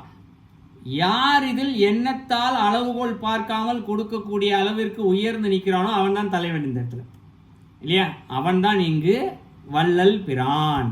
ஸோ கொடுப்பதில் யார் வெற்றி பெறுகிறார்களோ அவர்கள் தான் இந்த இடத்துல வள்ளல் பிரான் சரிங்களா. ஸோ அடுத்து என்ன, அது வாய் கோபுர வாசல். அப்போ அப்போ யார் வரைமுறை இல்லாமல் வள்ளல் தன்மையோடு இருக்கிறார்களோ, இங்கே வள்ளல் தன்மை என்று சொல்லப்படுவது தான தர்மம் மட்டும் அல்ல, இங்கே பூஜை செய்வதையும் சேர்த்தே சொல்லப்படுகிறது இந்த இடத்துல. ஏன்னா முதல் ஆரம்பத்தில் பூசை பார்த்தோம் இல்லையா? ஸோ ஒரு கோயிலுக்கு கொடுப்பதிலும் சரி, அது பின்னாடி வருது பார்ப்போம், கோயில் என்பதற்கும் பின்னாடி வருது, அதையும் சேர்த்து பார்ப்போம். ஸோ இந்த இடத்துல கோவிலுக்கு கொடுப்பதும் சரி, தான தர்மம் கொடுப்பதும் சரி, எதாக இருந்தாலும் சரி, எவன் ஒருவன் வெற்றி பெறுகிறானோ அவனுக்குத்தான் இந்த இடத்துல வாய் கோபுரவாசல். கோபுரவாசல் என்று சொல்லப்படுவது என்ன? ஆலயமாக இருக்கக்கூடிய அந்த உடம்புக்கு வாசல் ஒன்று இருக்கணும் இல்லையா? இன்றைக்கி நமக்கு வாசல் தெரியல, உள்ளத்தில் இறைவன் வீட்டு இருக்கிறார். திருமந்திரமில் எல்லா நூல்களும் சொல்லுது, நமக்குள்ளே இறைவன் இருக்கார், ஜோதி வடிவமாக இருக்கார், சகசரதளத்தில் இருக்கார், உள்ளத்தில் இருக்கார், நெஞ்சத்தாமரையில் இருக்கார், நிறைய சொல்லுவோம். அவன் இருக்கார்ல, அவர் எப்படி சென்று அடைவது? உள்ளுக்குள்ளே தேடணும். எப்படி தேடுறது? ஒரு ஆரம்பம் என்ற ஒரு இடம் இருந்தால் தானே உள்ளே போய் தேட முடியும். நம்ம எங்கே ஆரம்பிக்கிறதுனே தெரியலையே. வாய் வழியாக போய் ஆரம்பிக்கிறதா, மூக்கு வழியாக போய் ஆரம்பிக்கிறதா, கண் வழியாக போய் ஆரம்பிக்கிறதா, இல்லை மனசு வழியாக போய் ஆரம்பிக்கிறதா? தெரிஞ்சிருந்தால் இந்நேரம் கொஞ்சமாக தேடி இருப்போம்ல, கொஞ்சமாவது உள்ளே போய் தேடி இருப்போம்ல. ஆனால் எப்படி போகிறதுனே தெரியல. அதனால தான் என்ன சொல்கிறாரு? வாய் கோபுர வாசல். அப்போ இந்த ஆலயத்திற்கு, இந்த உடம்பு என்று சொல்லக்கூடிய அந்த ஆலயத்திற்கு போக வேண்டும் என்றால் ஒரு வாசல் இருக்கிறது, கோபுர வாசல். அந்த வாசலுக்குள்ளே யாரால் போக முடியும்? வள்ளல் பிரானாக யார் இருக்கிறார்களோ அவர்களால் மட்டுமே உள்ளே செல்ல முடியும். சரிதானா? ஸோ இது 2. அடுத்து 3ஆவதில் என்ன சொல்கிறார் இந்த இடத்துல? தெல்ல தெளிவார்க்கு, தெல்ல தெரிந்தார்க்கு இல்லையா, தெல்ல தெளிந்தார்க்கு சீவன் சிவலிங்கம் அப்படிங்கிற. ஸோ இப்போ உள்ளே போயாச்சு, கோபுரவாசலுக்குள்ளே போயாச்சு. உள்ளே போனவனே தேடுறோம் இல்லையா, இது இறைவனா, இது இறைவனா, உள்ள இறைவனா? எல்லா சாமியும் இருக்காங்கள்ல, விநாயகர் இருக்கார், முருகர் இருக்கார், ஐயப்பன் இருக்கார், அம்பாள் இருக்காங்க, எல்லா சாமியும் உள்ளே இருக்கிறாங்க. ஸோ ஒருத்தராக தேடுறோம். உள்ளே இருக்க அறிவா, இவர் விநாயகர், அப்போ உள்ளே இருக்க சீவனா, இவர் முருகர். இப்படி ஒன்றா தேடி தேடி கடைசியில் தான் உள்ளத்துக்கு போவோம் இல்லையா? எப்போ உள்ளத்தை போய் உள்ளத்தில் இருக்க மூலஸ்தானத்தில் பார்க்குறோமோ அப்போ தான் இந்த மனமானது தெளியும். எப்படி தெரியுது? மாயை விலகுது. அப்போ தான் எப்போ மாயையானது முழுமையாக விலகுகிறதோ அப்பொழுது சீவன் என்று சொல்லப்படுவது நம்முடைய ஆத்மா தான். அது என்ன செய்கிறது? அதுவே சிவலிங்கமாக தெரிகிறது. ஸோ அப்போ உள்ள கருவறையில் இறைவன் ஒருத்தர் இருக்கிறார் இல்லையா, அது யாருன்னு பார்த்தா கடைசியில் நம்ம தான்ன்றதை அப்பயே தெரிஞ்சுக்குது. ஸோ நான் வேறு எனாது இருக்கும், நீ வேறு எனாது இருக்கும், பவதீதம் வேண்டும்னு பாடினார் இல்லையா? அப்போது உள்ளே போய் பார்த்துட்டோம்னா இது நாள் வரைக்கும் நான் சொல்லிக்கிட்டு இருந்த அந்த சீவன் கருவறைக்குள்ளே போனால், ஸோ நான் சொன்னதெல்லாம் எதுவுமே கிடையாது, உள்ள ஒரு இறைவன் இருக்கார்ல, அதுதான் நாம அப்படின்றது அது அப்புறம் தான் தெரிஞ்சுக்குது. இதை இன்னும் புரிஞ்சிக்கலான்னா, இப்போ நம்ம உடம்பு இருக்குல்ல, என்ன சொல்லுவோம்? நான் பேசுகிறேன் அப்படின்னு சொல்கிறேன். இந்த நான் என்பது எது? இந்த கையா, விரலா, காலா, மூக்கா, வாயா? எதுவுமே கிடையாது. ஏன் இப்போ யாராவது ஒருத்தர் வந்து எப்பா நான் சொல்கிறேன், நான் என்பது எது எனக்கு காட்டு அப்படின்னா என்ன சொல்லுவோம்? முழிப்போம் திருன்னு, நான் தான்ப்பா அப்படின்னு தான் சொல்லுவோம். இல்லை என் பேரை சொல்லி அழைப்போம், சரவணன்றது நான் தான்ப்பா அப்படின்னுவோம். அப்போ இறந்ததற்கு பின்பாலையும் சரவணன் தானே சொல்லணும் இல்லையே? ஒருத்தர் இறந்துட்டாருன்னா ராமசாமி முனுசாமின்றவர் இறந்துட்டாருன்னா ராமசாமி முனுசாமின்னு சொல்ல மாட்டுறாங்களே. எப்போ பாடி எடுக்கிறாங்க அப்படி தானே கேட்குறாங்க, எப்போ உடம்பு எடுக்கிறாங்க? ராமசாமியை காணாமல் போயிட்டாரு. அப்போது பேரும் அங்கே இல்லை, பேரும் நான் அல்ல, கையும் நான் அல்ல, காலும் நான் அல்ல, உடம்பும் நான் அல்ல. அப்போ எதுதான் நான் அப்படின்னா உள்ள ஒருத்தர் இருக்கிறார் பாருங்க, அவர் தான் நான். உள்ள சிவலிங்கமாக ஒருத்தர் இருக்கிறாரு, அவரை போய் பார்த்தோன்னே நான் என்பதே காணாமல் போகுது இந்த இடத்துல. ஸோ நீ வேறு என்னாவது இருக்கும், நான் வேறு என்னாவது இருக்கும்ன்றது தான் இந்த இடத்துல வந்துடுது. ஸோ அவர் தான் சிவலிங்கமாக தெரிகிறது. அப்போ அந்த லிங்கத்தை தெரிஞ்சுக்கணும்ல. இப்போ இதெல்லாம் நீங்கள் வள்ளல் பிரான் ஆகணும் முதல்ல இல்லையா? முதல்ல உள்ளம்னா என்னன்னு தெரிஞ்சுக்கணும், உள்ள இறைவன் இருக்காருன்னு தெரிஞ்சுக்கணும், உடம்புக்குள்ளே இத்தனை இறைவன் இருக்காருன்னு தெரிஞ்சுக்கணும். இதை தெரிஞ்சுக்கணும்னா நம்ம வள்ளல் பிரான் ஆகணும். வள்ளல் பிரான் ஆனால் மட்டும்தான் கோபுரவாசலுக்குள்ளே போகணும். ஆனால் நம்மளால் வள்ளல் பிரானாலாம் ஆக முடியல முதல்ல இல்லையா? யாருக்காவது கொடுக்குறதா இருந்தாலும் ஐயோ என்கிட்ட எனக்கு வர்ற வருமானம் எனக்கே பத்தல, நான் எங்கப்பா அடுத்தாள் கொடுக்குறது, இப்படி தானே சிந்தனை போகுது அடுத்தது. அப்புறம் எங்கே வள்ளல் பிரான் ஆகுறது இல்லையா? அப்போ எப்படி இதை செய்து காட்டுவது அப்படின்னு பார்த்தா அதுதான் 4வது அடியில் சொல்கிறார் இந்த இடத்துல, கள்ள புலனைந்தும் காலா மணி விளக்கே அப்படிங்கிறது. இதை வந்து நம்மளுடைய புலன்கள் இருக்கு இல்லையா, இதை கள்ளப்புலன்கள் அப்படின்றார் இந்த இடத்துல. ஏன் கள்ளப்புலன்கள் அப்படின்னு சொல்கிறாருன்னா, இந்த புலன்கள் எந்த அளவுக்கு வலிமையானது அப்படின்னு பார்த்தோம்னா 4 புலன்கள் வெற்றி பெற்று விட்டாலும், இனிமேல் நான் தீயதை பார்க்கவே மாட்டேன்னு கண்ணு சொல்லிடுச்சு, கண்ணை மூடிக்கிச்சு. வாய் இனிமேல் நான் பொய் சொல்ல மாட்டேன், தீயதை பேச மாட்டேன்னு சொல்லிடுச்சு. காது இனிமேல் நான் எதுவும் கேட்டதெல்லாம் கேட்க மாட்டேன் அப்படின்னு சொல்லிடுச்சு. வெற்றி பெற்றுச்சுட்டே வச்சுக்குவோம் இந்த இடத்துல, இல்லையா? ஸோ 4 புலன்கள் இந்த இடத்துல வெற்றி பெற்று விட்டாலும் நுகர்தல் அடுத்து. ஸோ எவ்வளோ பெரிய பிரியாணியை கொண்டு வச்சாலும் சரி, எவ்வளோ பெரிய பூக்கள் வாசனையை கொண்டு வச்சாலும் சரி, எனக்கு இந்த வாசனைலாம் ஒன்றும் பெருசு இல்லைப்பா அப்படின்ற ஒரு உணர்வு 4 புலன்கள் ஜெயிச்சிட்டாலும் இந்த உணர்வு என்ற ஒரு புலன் இருக்கு இல்லையா, இது என்ன பண்ணுமா, 4 வெற்றி பெற்றாலும் இந்த ஒன்று வெற்றி பெற்ற 4ஐயும் திருப்பி கீழே இழுத்து போட்டுரும்.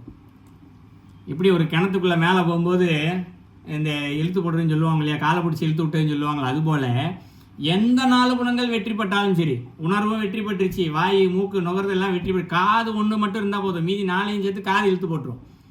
வாய் ஒன்று மட்டும் வெற்றி பெறாமல் வந்தால் மீதி அதை எல்லாத்தையும் 4 வெற்றி இழுத்து போட்டுரும். இப்படி புலன்களுக்கு மீதி 4ஐயுமே இழுத்து போடுகின்ற சக்தி அந்த ஒரு விஷயத்திற்கு. அது எப்படி செய்யுமா, நேரடியாக செய்கிறது இல்லை, மறைமுகமாக சொல்லி ஏமாற்றும். எப்படி மறைமுகமாக சொல்லுது அப்படின்னா, இப்போ நம்ம ஒரு பொய் சொல்கிறோன்னு வச்சுக்குவோம் இல்லையா, நிச்சயமாக எல்லாரும் ஏதோ ஒரு காலத்தில் பொய் சொல்லிட்டு தான் இருக்கோம். அது அலுவலகமாக இருந்தால் கேட்கவே வேண்டாம், நிச்சயமாக பொய் சொல்கிறோம். இந்த இடத்துல அதுக்கு என்ன சொல்லுவோம், ஒரு காரணத்தை கண்டுபிடிப்போம். இந்த காரணத்திற்காக நான் பொய் சொன்னேன், ஆக மொத்தம் நான் பொய் சொல்வதில் தவறில்லை. ஏதோ ஒரு தவறு செஞ்சிருவோம், அதற்கு ஒரு நியாயம் கற்பிப்போம். இந்த தவறுக்கு இதற்காக செய்தேன், ஆகவே நான் செய்து தவறில்லை. ஒரு கொலைகாரனாக இருந்தாலும் திருடனாக இருந்தாலும் அவனுக்கு தனக்கு ஒரு நியாயத்தை வைத்திருப்பான். இந்த ஊர் எனக்கு எதுவுமே செய்யலை, அப்போ நானே எடுத்துக்கிட்டேன் அப்படின்னு திருடுறதுக்கு ஒரு காரணம் சொல்லுவோம் இல்லையா. அந்த மாதிரி இது ஏதாவது ஒரு காரணத்தை சொல்லிக்கொண்டே இருந்து நம்மை ஏமாற்றிக்கொண்டே இருப்பதனால்தான் இந்த புலன்களை கள்ள புலன்கள் அப்படின்னு சொல்கிறார். ஏன்னா அது நம்மளையே காம்ப்ரமைஸ் பண்ணும். எப்படி திருடன் தன்னுடைய திருட்டுக்கு அடுத்தவங்களை காம்ப்ரமைஸ் பண்ண முயற்சி பண்ணுறானோ, அதுபோல் இந்த 5 புலன்கள் என்ன செய்யுமா, நம்மளை ஏமாற்றவும் வைக்கும். ஏமாற்ற பொய் சொல்ல வைக்கிறதும் அதான், தப்பு செய்ய வைக்கிறதும் அதான். செஞ்சுட்டு அதுக்கு ஒரு காரணத்தை வேற கண்டுபிடிச்சிச்சு, அப்பா நம்ம ரொம்ப நல்ல வேண்டாப்பா அப்படின்னு நம்மளையே நம்ப வச்சிருவோம். இந்த இடத்துல பொய் சொன்னால் எப்படி நல்லவன் ஆவான் இல்லையா. ஆனால் என்ன பண்ணுறோம், பேசும்போது நிச்சயமாக நம்மள எல்லாருமே பொய் சொல்லியிருப்போம், இதெல்லாம் எல்லாரும் ஒரு தப்பு பண்ணியிருப்போம். ஆனால் அடுத்தவன்கிட்ட பேசும்போது சொல்லுவோம், நான் ரொம்ப நல்லவன்ப்பா, மனசுக்காக சொல்லிக்கும்ல, நம்ம ரொம்ப நல்லவன் தான் இல்லை அப்படின்னு நம்மளே கூட சொல்லிக்குவோம்ல. அது எப்படி நல்லவனாக இருக்கணும், பொய் சொல்கிறவன் எப்படி நல்லவனாக இருப்பான், தப்பு பண்ணுறவன் எப்படி நல்லவனாக இருப்பான் இல்லையா. ஸோ என்ன காரணம், நம்முடைய புலன் நம்மை ஏமாற்றுகிறது. நீ நல்லவன் சொல்லி சொல்லி நம்மளை ஏமாற்றிக்கிட்டே இருக்கு, அதனால அதை கள்ள புலன் அப்படின்னு சொல்கிறார். ஸோ இந்த கள்ள புலன்களை என்ன பண்ணணுமா, காலா மணி விளக்கே அப்படிங்கிறது. காலா மணி விளக்குன்னா என்ன தெரியும், காலானா என்ன தெரியுங்களா, அந்த இடத்துல ஒரு நெருப்பு ஒன்று எரியுது, காற்றுக்கு அணைய போகுது. அப்போ இயற்கையாகவே ஒரு குடை போன்ற ஒரு அமைப்பு அந்த நெருப்பை அணையாமல் பார்த்து கொண்டு இருக்குன்னா அந்த அமைப்பிற்கு பேர் தான் காலா. ஸோ காலா மணி விளக்கே அப்படிங்கிறது. ஸோ விளக்கு, மணி விளக்கு என்று சொல்லப்படுவது என்ன, மணி என்று சொல்லப்படுவது சதாசர காலம் பிரகாசிச்சுக்கிட்டே தான் இருக்கும். அதோடைய பிரகாசத்தை எதனாலும் மாற்ற முடியாது. அதிகபட்சம் ஒரு துணியில் போட்டு மூடி வைக்கிறோம், டப்பாவில் போட்டு மூடி வச்சுட்டு ஆகா இதில் வெளிச்சமே வரல அப்படின்னு சொன்னால் எப்படி இருக்கும், வெளிச்சம் மணியில் தான் இருக்குது, நம்ம மூடி வச்சுட்டு தாப்பில் வெளிச்சம் காணாமல் போயிடுது அந்த இடத்துல, அது உள்ளே தான் இருக்குது, டப்பாக்குள்ளே தான் இருக்குது, நம்மளே ஏமாற்றிக்கிற மாதிரி. ஸோ மணி என்று சொல்லப்படுவது சதாசர காலமும் ஒரு வெளிச்சத்தை கொடுக்கக்கூடிய ஒன்று எதுவோ அதான் இந்த இடத்துல மணி. அந்த மணி இருக்கக்கூடிய ஒரு பொருள் இருக்குல்லையே அதான் விளக்கு. ஸோ மணி விளக்கு, இப்போ விளக்கெல்லாம் பார்த்தீங்கன்னா எண்ணெய் இருக்கிற வரைக்கும் தான் எரியும், எண்ணெய் தீர்ந்து போனோடனே அணைஞ்சு போகும், இருட்டாக போயிடும். மணி விளக்கு என்று சொல்லப்படுவது 24 மணி நேரம் சதாசர்வ காலமும். எப்படி நம்ம என்றைக்கு இறைவன்கிட்ட பிரிஞ்சமோ திருப்பி இறைவன்கிட்ட இருந்து சேர்ற வரைக்கும் அது என்ன பண்ணோம், வெளிச்சத்தை கொடுத்துக்கிட்டே இருக்கும், நமக்கு வழிகாட்டிக்கிட்டே இருக்கும். இறைவனை சென்று சேர வழியை தான் போ, இறைவனை சேர்ற செல்லியை தான் போன்னு சொல்லி வழிகாட்டிகிட்டே இருக்கும். அந்த விளக்கு அணையாமல் இருக்கிறதுக்கு ஒரு இயற்கையான குடை போன்ற ஒரு அமைப்பு ஒன்று இருக்குது, அதுதான் காலாமணி விளக்கு அப்படின்னு சொல்கிறது. ஸோ கள்ள புலனைந்தும் காணா மணி விளக்குன்னா இந்த புலன்கள் இருக்கு இல்லையா, இந்த புலன்கள் இன்னைக்கு ஏமாற்றிக்கிட்டு இருக்கு. ஏன்னா அதன் போக்கில் நம் மனம் சென்று கொண்டிருக்கிறது. ஸோ அதை கட்டுப்படுத்தி நம் மனத்திற்கு அதை கொண்டு வந்து விட்டோமையானால் அந்த புலன்கள் என்ன செய்யும், காலா மணி விளக்காக நம்மை அந்த கோபுர வழி வாசல் வழியாக உள்ளே அழைத்து சென்று மூலஸ்தானத்தில் இருக்க சிவலிங்கத்தை காட்டும். ஸோ இதான் அந்த பாடலுடைய ஒரு விளக்கம். நம்ம மேற்கொண்டு நிறைய பார்க்க போகிறோம் கருத்துக்கள். ஸோ பாடலுக்கான விளக்கம் மட்டும்தான் முடிச்சிருக்கேன். ஸோ பாடலுடைய மொத்த கருத்தையும் பார்க்கும்போது உள்ளத்தில் சிவபெருமான் கருவறையாக இறைவன் வீற்றிருக்கிறார். பெரும் கோவில் ஆதி அந்தம் இல்லாத இறைவனாக வீற்றிருக்கிறார்.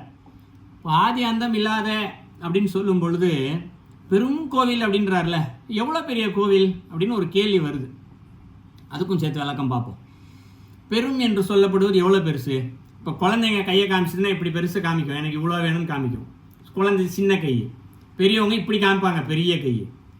ஸோ அப்போ இதை விட பெரிய கை இருக்கும்ல, இதை விட பெருசுன்னா என்ன அளவுகோல் சொல்லுவோம்? அளவுகோலே கிடையாது இந்த இடத்துல. பெரும் என்று சொல்லப்படுவதுக்கு அளவுகோல் இல்லை. இறைவனுக்கும் அளவுகோல் இல்லை.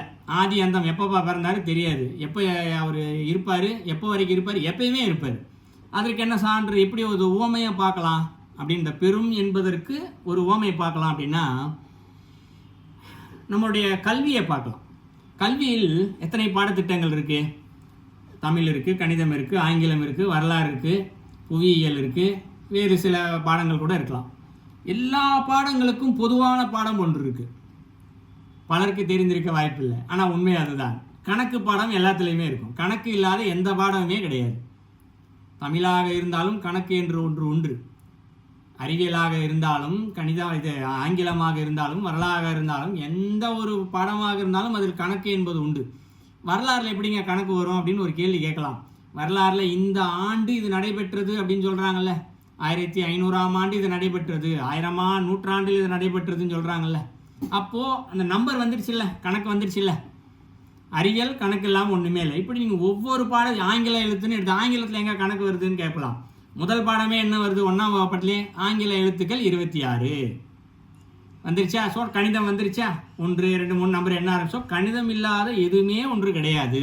அப்போ எல்லா பாடத்திற்கும் மூல பாடம் கணிதம். எப்படி விநாயகர், முருகர், ஐயப்பன், அம்பான்னு பல தெய்வங்கள் இருந்தாலும் மூலம் இறைவன் சிவபெருமான் இருக்க மாதிரி எத்தனை பாடங்கள் இருந்தாலும் எல்லா பாடத்துக்கும் மூலம் கணிதம். அதுபோல் அங்கே சிவன் இருக்கார். சிவனை போய் பார்த்தா முருகர்கிட்ட சிவன் இருப்பார், அம்பாளுக்கிட்ட சிவன் இருப்பார், விநாயகர்கிட்ட சிவன் இருப்பார், எல்லாத்தையும் சிவன் இருப்பார் இல்லையா? எல்லா பாடத்துலையும் கணக்கு இருக்க மாதிரி எல்லா தெய்வத்திட்டையும் இங்கே சிவன் இருப்பார். அப்போ இந்த கணக்கில் ஆதி எது அந்தம் எது யாராவது சொல்ல முடியுமா? கணக்கினுடைய முதல் எண் எது அப்படின்னா அதிகபட்சம் என்ன சொல்லுவாங்க? சைபர்னு சொல்லுவாங்க. சைபருக்கு கீழே எண் இல்லையா? -1 போட்டு 2 3ன்னு போட்டுக்கிட்டே போனோம்னா ஆரம்பமே கிடையாது அந்த இடத்துல இல்லையா? அதே மாதிரி எண்ணுக்கு இறுதி என்று எதை சொல்லுவீர்கள்? 1000 10,000 லட்சம் கோடி பில்லியன் ட்ரில்லியன் அப்படின்னு போயிட்டே இருக்கும். ஸோ ட்ரில்லியனுக்கு மேலே இன்னொரு சைபர் போட்டால் இல்லை இன்னொரு 1 போட்டால் கூடிக்கிட்டே போகும். ஸோ எது அந்தம் என்று சொல்லுவீங்க? கணக்கிற்கு ஆதியும் இல்லை அந்தமும் இல்லை இல்லையா? சாதாரண தமிழ் பாடம். ஒரு பாடத்திற்கு ஆதி அந்தம் இல்லை, ஒரு கணிதத்திற்கு எண்களில் ஆதி அந்தம் இல்லை. அப்போ இது படைத்த இறைவனுக்கு எப்படி ஆதி அந்தம் இருக்கும் இந்த இடத்துல இல்லையா? ஸோ இதை ஓமையாக வைத்து நிறைய பேர் கேட்பாங்களே, அது எப்படிப்பா ஒருத்தர் பிறக்காமல் ஒருத்தர் வருவார், அது எப்படிப்பா ஒருத்தருக்கு இறுதி இல்லாமல் இருக்கும்? நாத்திகர்கள் கேட்கலாம். அவர்களுக்கான பதில் இதுதான். சாதாரண கணிதம் தான் அவர்களுக்கான பதில். ஒரு கணக்கிலே பதில் இருக்குது, பாடத்திட்டத்திலே பதில் இருக்குது அவங்களுக்கு. ஸோ அப்போ அந்த பெரும் என்று சொல்லப்படுவது கணிதத்தின் இறுதியான எண் என்று ஒன்று இருக்கு இல்லையா? அது மனித அறிவினால் பார்க்கவே முடியாது. அந்த எண்ணின் இறுதி பகுதின்னு எங்கே போய் நிற்கித்தோ அதான் பெரும். ஏன்னா அது எல்லையற்றவன், எல்லை இல்லாதவன். அதுபோல் இறைவன் எல்லை இல்லாத ஒரு நிலையில் இருக்கிறார் இல்லையா? அதுதான் அங்கு பெரும் என்று சொல்லப்படுவது. அந்த பெரும் என்ற கோவிலில் தான் அவர் வீற்றிருக்கிறார். ஆதி அந்தம் இல்லாமல் மிகவும் பெரும் என்ற ஒரு வார்த்தையோடு அவர் வீற்றிருக்கிறார். ஸோ இதற்கும் பொருள். ஸோ இந்த நாலடிக்கும் சேர்த்து பொருள் பார்க்கும் பொழுது உள்ளத்தில் கருவறையில் சிவபெருமான் ஆதி அந்தம் இல்லாத அந்த சிவபெருமான் வீற்றிருக்கிறார். இந்த உடம்பே ஆலயமாக ஒவ்வொரு தெய்வங்களும் வீற்றிருக்கிறார்கள். இந்த இறைவனை பார்க்க வேண்டுமென்றால் நாம் இங்கே வள்ளல் பிரானாக இருக்க வேண்டும். இந்த இடத்துல வள்ளல் என்று சொல்லப்படுவது தான தர்மம் மட்டும் அல்ல, பூசைகளும் உண்டு. அதை பின்னால் பார்ப்போம். இப்போது இந்த பூசைகளையும் தான தர்மங்களையும் யார் ஒருவர் செய்கிறாரோ அவர்கள் இந்த கோபுர வாசல் என்றது தெரியும். அந்த கோபுர வாசல் வழியாக உள்ளே செல்லும் பொழுது இந்த கள்ள புலனைந்தும் காலா மணிவிளக்காக நாம் மாற்றிக்கொண்டோமே ஆனால் அந்த விளக்கு நமக்கு வழிகாட்டி அந்த மூலஸ்தானம் வரைக்கும் நம்மை அழைத்து செல்கிறது, கருவறை வரை அழைத்து செல்கிறது. ஸோ அந்த கல்வறை வரை செல்லும் தெளிந்தவர்களுக்கு, ஏன்னா சும்மா நான் கோயில் வாசலை தாண்டிட்டேன் அப்படின்னா மட்டும் பத்தாது. கோபுரத்தை தாண்டனே, மண்டபத்தை தாண்டணும், கொடிமரத்தை தாண்டணும், நந்தீஸ்வரரை தாண்டணும், கோயில் வாசல்லேருந்து உள்ள வரைக்கும் எவ்வளோ தூரம் இருக்குது, இவ்வளோத்தையும் தாண்டணும். தாண்டி போகிறதுக்கு வேணும் இல்லை, அதுபோல் உள்ள உடம்புக்குள்ளே தேடி போய்கிட்டே இருக்கணும். கருவறை வரைக்கும் போய்கிட்டே இருக்கணும். இப்படி போகும்போது தான் தெளிந்தா இருக்குது, உள்ளே இருக்கிற இறைவனை காண முடியும். சரிங்களா? ஸோ இது பாடலோட கருத்து. இப்போ மேற்கொண்டு என்ன கருத்து பார்க்க போகிறோம் அப்படின்னா, இந்த 5 புலன்களை எப்படி மணிவிளக்காக மாற்றுவது, காலா மணிவிளக்காக எப்படி மாற்றுவது, இதுதான் இப்போ நம்ம பார்க்க போகிற அடுத்த ஒரு சின்ன கருத்து. இந்த 5 புலன்களை ரொம்ப பிரகாசிக்கிறபடி ஆக்கிட்டோம்னு வச்சுக்கோங்க, ரொம்ப எளிமை, ஈஸியாக இறைவனை போய் பார்த்துடலாம். ஏன் நம்மால் இதை பிரகாசிக்க வைக்க முடிவதில்லை, அதன் போக்கிலே நம்முடைய மனம் சென்று கொண்டு இருக்கிறது அப்படின்னு பார்த்தோம்னா, அதற்கு காரணம் வினைகள், கர்மாக்கள், பாவங்கள், இப்படி நிறைய சொல்லிக்கிட்டே போகலாம் இந்த இடத்துல. இல்லைன்னா அந்த புலன்கள் வந்து அவ்வளோ வலிமையானது இந்த இடத்துல. கர்மாக்கள், விதிகள் தான் இதுக்கு முக்கிய காரணமாகவே இருக்குது. ஸோ இது எல்லாத்தையும் நம்ம போக வைக்கிறதுக்கு என்னென்னலாம் வழிமுறைகள் இருக்குது அப்படின்னு சொல்லி பார்த்தோம்னா நிறைய வழிமுறைகள் இருக்குது. சரிங்களா? இது திருமந்திரத்திலே நிறைய வழிமுறைகள் சொல்லப்பட்டிருக்கு. ஓம் நமச்சிவாய ஒரு புறசமய நிந்தனையில் சொல்லப்பட்டிருக்கு, 6 வழிகள் சொல்லப்பட்டிருக்கு. ஓம் நமச்சிவாயா என்று ஒரு வழிகள் நிறையா சொல்லப்பட்டிருக்கு. ஸோ அதை வச்சு நிறையா ஏற்கனவே புறசமய நிந்தனை தலைப்பில் நிறையா பார்த்துருக்கோம். ஸோ அதை மேற்கொண்டு தெரிந்து கொள்ள விரும்புவர்கள் நம்ம வலைதளத்தில் அந்த 6 வழிகள் என்னென்ன, அந்த வழியாக எப்படி செல்வது என்றதெல்லாம் ரொம்ப தெளிவாக சொல்லப்பட்டிருக்கு. பகுதி 1, பகுதி 2, பகுதி 3ன்னு இருக்குது. ஸோ யூடியூப்பில் நம்ம வலைதள சேனல் இருக்குது. ஸோ பார்த்து மேற்கொண்டு தெரிந்து கொள்ளலாம். ஆனால் இப்போ நம்ம பார்க்க போகிறது என்னென்னா, பக்தி மார்க்கம் என்ற ஒன்று மட்டும். ஏன்னா தலைப்பே சிவபூசை தான். ஸோ பூசை என்றது பூசிக்கொள்வதன் வழியாக எப்படி இந்த கோயிலுக்குள்ளே போய் இறைவனாக ஆகுவது என்பதை மட்டும்தான் தெரிஞ்சுக்கிறதுக்காகத்தான் இந்த வழிகளை இப்போ நம்ம பார்க்க போகிறோம், இல்லைங்களா? இப்போ இந்த இறைவனை தடையாக இருப்பது எது? ஃபஸ்ட்டு மாயை தான், இல்லையா? முதலில் இருப்பது மாயை. அப்படியே இந்த மாயைக்கு காரணம் கர்மாக்கள். ஸோ அந்த கர்மாக்களே 4ஆக பிரிச்சிடலாம். சஞ்சித கர்மா 3ஆக பிரிச்சிடலாம். சஞ்சித கர்மா, பிரார்த்த கர்மா, ஆகாமிய கர்மான்னு 3ஆக பிரிச்சிடலாம். இந்த கர்மாவுக்கு என்ன காரணமாக இருக்குது? வினைகள் தான். நம்ம எதையாவது செஞ்சுறதுனால தான் அந்த கர்மா வந்துடுது. கர்மாவனால தான் மாயையும் பெருகிக்கிட்டே போகுது இந்த இடத்துல. ஸோ அது இறைவனை பார்க்க விடவே மாட்டேங்குது. இதெல்லாம் எப்படி செயல்படுது? விதி வழியாக செயல்படுது, இல்லையா? ஸோ விதி தான் எல்லாத்தையுமே காரணம் இந்த செயல்பட வைக்குது. ஸோ இந்த விதியை மதியால் வெல்ல முடியுமா அப்படின்னு ஒரு கேள்வியாக வரும், இல்லையா? நிச்சயமாக விதியை மதியால் வெல்ல முடியும். இதில் எப்படி வெல்ல முடியும்? இந்த இடத்துல பக்தி மார்க்கத்திலே முடியும். இந்த இடத்துல மதினா என்ன? இந்த இடத்துல சந்திரன். இந்த இடத்துல சந்திரனா என்ன? மனசு அறிவை குறிக்கும் இந்த இடத்துல. ஸோ யோக மார்க்கத்தில் மூச்சு காட்டு கூட சொல்லலாம். எல்லா மார்க்கத்துலேயும் இதற்கு பொருள் சொல்லலாம். நம்ம இந்த இடத்துல பக்தி மார்க்கத்தில் மட்டும் பார்க்குறோம். மதி என்ற பக்தி மார்க்கத்தில் இந்த மதியை எப்படி செய்கிறோம்? அறிவினால் வெல்லலாம். நம்ம ஆரம்பத்திலே அங்கே தான் ஆரம்பித்தோம். அறிவு, அன்பு அப்படின்னு சொல்லி ஆரம்பித்தோம், இல்லையா? ரெண்டும் சேர்ந்து இருக்கணும்னு சொல்லி. அப்போ இந்த அறிவையும் அன்பையும் நாம் வளர்த்து கொண்டோமே ஆனால், அறிவு பக்தி ரெண்டையும் வளர்த்துக்கிட்டோம் அப்படின்னா அது என்ன பண்ணோம்? நம்ம உடம்பு ஃபுல்லாகவே பூசிக்கொண்டு இந்த பாவங்கள், கர்மாக்கள், வினைகள் எல்லாத்தையும் போக வச்சிடும். அப்போ அன்பை அறிவும் இங்கு அதிகபட்சம் எப்படி பூசிக்கொள்வது அப்படின்னு பார்த்தோன்னா, இந்த வினைகளையும் கர்மாக்களையும் தீர்த்துக்கிட்டாலே போதும். இந்த இடத்துல எப்படி தீர்ப்பது? ஏன்னா பல பேர் சொல்லலாம், எல்லாம் சொல்கிறதெல்லாம் கரெக்டு தாங்க, கோயிலுக்கு போக சொல்கிறீங்க, பூஜை செய்ய சொல்கிறீங்க, தானம் செய்ய சொல்கிறீங்க, அதுக்கு கூட எனக்கு தோண மாட்டேங்குதே, இல்லையா? அதற்கும் புண்ணியம் வேண்டும். இந்த இடத்துல ஒருத்தருக்கு தானம் பண்ணுறதுக்கும் ஒரு கோயிலுக்கு போகிறது கூட ஒரு புண்ணியம் இருக்குது, இல்லையா? ஸோ அப்போ அதெல்லாம் எப்படி செய்யறது அப்படின்னு பார்த்தோம்னா, அடுத்தது தெளிந்தா இருக்கு அப்படின்னு ஒரு வார்த்தை வருது, இல்லையா? ஸோ தெளிந்தா இருக்குன்னா என்ன? ஒரு கண்ணை கட்டி காட்டில் விடுறாங்க. காட்டில் இருக்கவங்களுக்கு வழியே தெரியாமல் முழிச்சிக்கிட்டு இருக்க மாதிரி இன்றைக்கி பலர் முழிச்சிக்கிட்டு இருக்காங்க, இல்லையா? எனக்கு கோயிலுக்கு போகணுன்னு சொல்கிறீங்க, போக முடியல. தான தர்மம் செய்யணும்னு சொல்கிறீங்க, செய்ய முடியல. அப்படின்னு என்ன பண்ணுறாங்க? ஆனால் என் துன்பமெல்லாம் போக்குறதுக்கு வழி தெரியல அப்படின்னு சொல்லி என்ன பண்ணுறாங்க? பலர் இன்று இருக்காங்க. சாமி இல்லைன்னு சொல்கிறவங்களும் இருக்கிறாங்க. இதன் வழியாக போய் நான் எவ்வளோ செய்கிறேன், சாமி ஒன்றும் செய்ய மாட்டேங்குதுன்னு சொல்கிறவங்களும் இருக்கிறாங்க. இந்த இடத்துல சாமியே இல்லைன்னு சொல்கிறவங்களும் இருக்காங்க. ஸோ இவங்க எல்லாமே கண்ணில் கட்டி காட்டில் விட்ட மாதிரி தான் இருக்கிறாங்க. இவங்க எல்லாத்துக்குமே என்னது? இந்த கோவில் என்று இப்போ உள்ளே இருக்க கோயிலில் தான் நம்ம போய் பார்க்கணும், இல்லையா? உள்ளே இருக்க அகக்கோயிலை பார்க்கணும். ஆனால் அது முடியல. அப்போ என்ன பண்ணுறது? அதோடைய மாடல் ஒன்று வெளியே செஞ்சு வைக்கிறோம். எப்படி உங்களுக்கு மாணவர்களுக்கு எல்லாத்துக்குமே ஒரு இப்போ இந்த பரீட்சையாத்த முறையில் ஒரு சின்ன படம் வரைஞ்சி காமிப்பாங்க. படம் வரைஞ்சி இப்படி தான் இருக்கும், அறிவியலாக இருந்தாலும் சரி, சயின்ஸாக இருந்தாலும் சரி, வரைஞ்சி காமிச்சு இந்த மாதிரி தான் இருக்கும் செய்முறை விளக்கமாக சொல்லிக் கொடுப்பாங்க. இல்லையா? அப்போ அந்த மாதிரி உள்ளே இருக்கிற தெய்வத்தை நாம் உடம்பாக இருக்க கோவிலை ஆலய உள்ளமாக இருக்க கோவிலை உடம்பாக இருக்க ஆலயம் மாதிரியே வெளியில் ஒரு கோயில் வைக்கிறோம் இந்த இடத்துல. அதான் இப்போ நம்ம பார்க்கக்கூடிய கோவில். ஔவையார் ரொம்ப அழகாக சொன்னாங்க, கோவில் இல்லாத ஊரில் குடியிருக்க வேண்டாம், ஆலயம் செல்வது சாலவும் நன்று. 2 விஷயம் சொல்லிட்டாங்க அந்த அம்மா. இந்த 2 விஷயம் ஏன் சொன்னாங்க? ஊரில் இருக்கிற யாருமே உடம்பு கோயிலாக பார்க்குறது இல்லை, இந்த உள்ளத்தை கோயிலாக பார்க்குறது இல்லை, உடம்பு ஆலயமாக பார்க்குறது இல்லை. என் உடம்பு தான் சொல்லிக்கிறாங்க தவிர்த்து இதை உள்ளமே அது போன போக்கில் போய்கிட்டே இருக்காங்க, இவ்வளோன்னு போன போக்கில் இருக்குது. இப்போ வெளியில் ஒரு ரோல் மாடல் காமிக்கிறாங்க இந்த இடத்துல ஔவையார். சரிங்களா? அதான் இந்த 2 வார்த்தையே. உள்ள கோயில் இல்லாத ஊரில் குடியிருக்க வேண்டாம், ஆலயம் செல்வது சாலவும் நன்று அப்படின்னு சொல்லி ஆரம்பித்தாங்க. ஸோ அப்போ அந்த கோவில் ஒரு ஊரில் இருந்தாலே போதும், இந்த இடத்துல ஓரளவிற்கு நாம் பக்குவப்படுறதுக்கு ஆரம்பித்து விடலாம். சரிங்களா? எப்படி அப்படின்னா முடிஞ்ச அளவுக்கு என்ன பண்ணணும்? முதல்ல கோவிலுக்கு ஏதேனும் ஒரு வகையில் நன்மை செய்ய ஆரம்பிக்க வேண்டும். எப்படி செய்கிறது? கோயிலுக்கே போக வேண்டாம், ஏதாவது ஒரு பொருள் உதவி செய்யலாம். சரிங்களா? ஒரு கோயிலில் அன்னதானம் நடக்கும், அன்னதானத்துக்கு பணம் கொடுக்கலாம், நல்லதானே செய்கிறாங்கன்னு சொல்லி. இல்லை பூஜை செய்வதற்கு பூ வாங்கி கொடுக்கலாம், அபிஷேகம் செய்ய பால் வாங்கி கொடுக்கலாம், இல்லையா? இல்லை இறைவனுக்கு உடை வாங்கி கொடுக்கலாம், அபிஷேக பொருட்கள் வாங்கி கொடுக்கலாம்.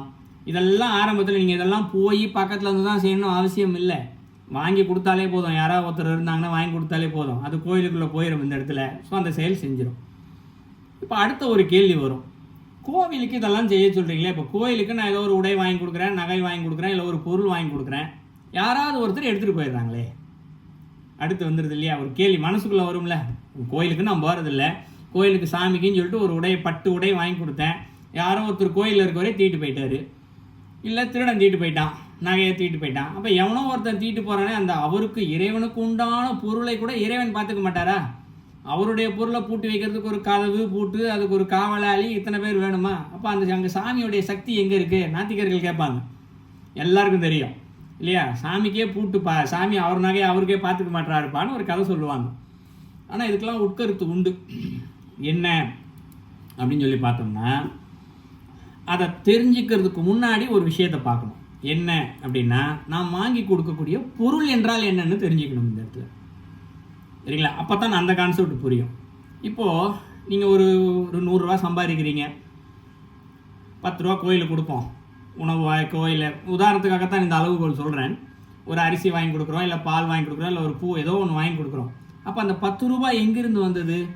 நம்மளுடைய உடல் உழைப்பால் வந்தது இல்லையா? நம்முடைய உடலை உழைத்து அதனுடைய பணத்தினால் வந்தது. அப்போ அந்த பணத்தில் என்ன இருக்கிறது? நம்மளுடைய உடல் உழைப்பு இருக்கிறது. அது பணம் கிடையாது, அது வெறும் பேப்பர். மனுஷன் கண்டுபிடிச்ச ஒரு பேப்பர் தான் அதுவே தவிர்த்து. அப்போ அதோடைய வீட்டில் இறைவன் கொடுத்த கருத்து என்ன, தத்துவம் என்ன? அந்த பேப்பர், அது பேப்பராக இருக்கட்டும், தங்கமாக இருக்கட்டும், எதாவது ஒன்றா இருக்கட்டும். தங்கமாக இருந்தாலும் அது ஒரு உலோகம், பேப்பராக அது பணமாக இருந்தாலும் அது ஒரு பணம். ஆனால் அதற்கு உள்ளே என்ன இருக்கிறது என்றால், நீங்கள் சம்பாதித்து கடின உழைப்பெடுத்து சேர்த்த பொருள் என்பதால் அது உங்களுடைய வினைகள் என்று பொருள்.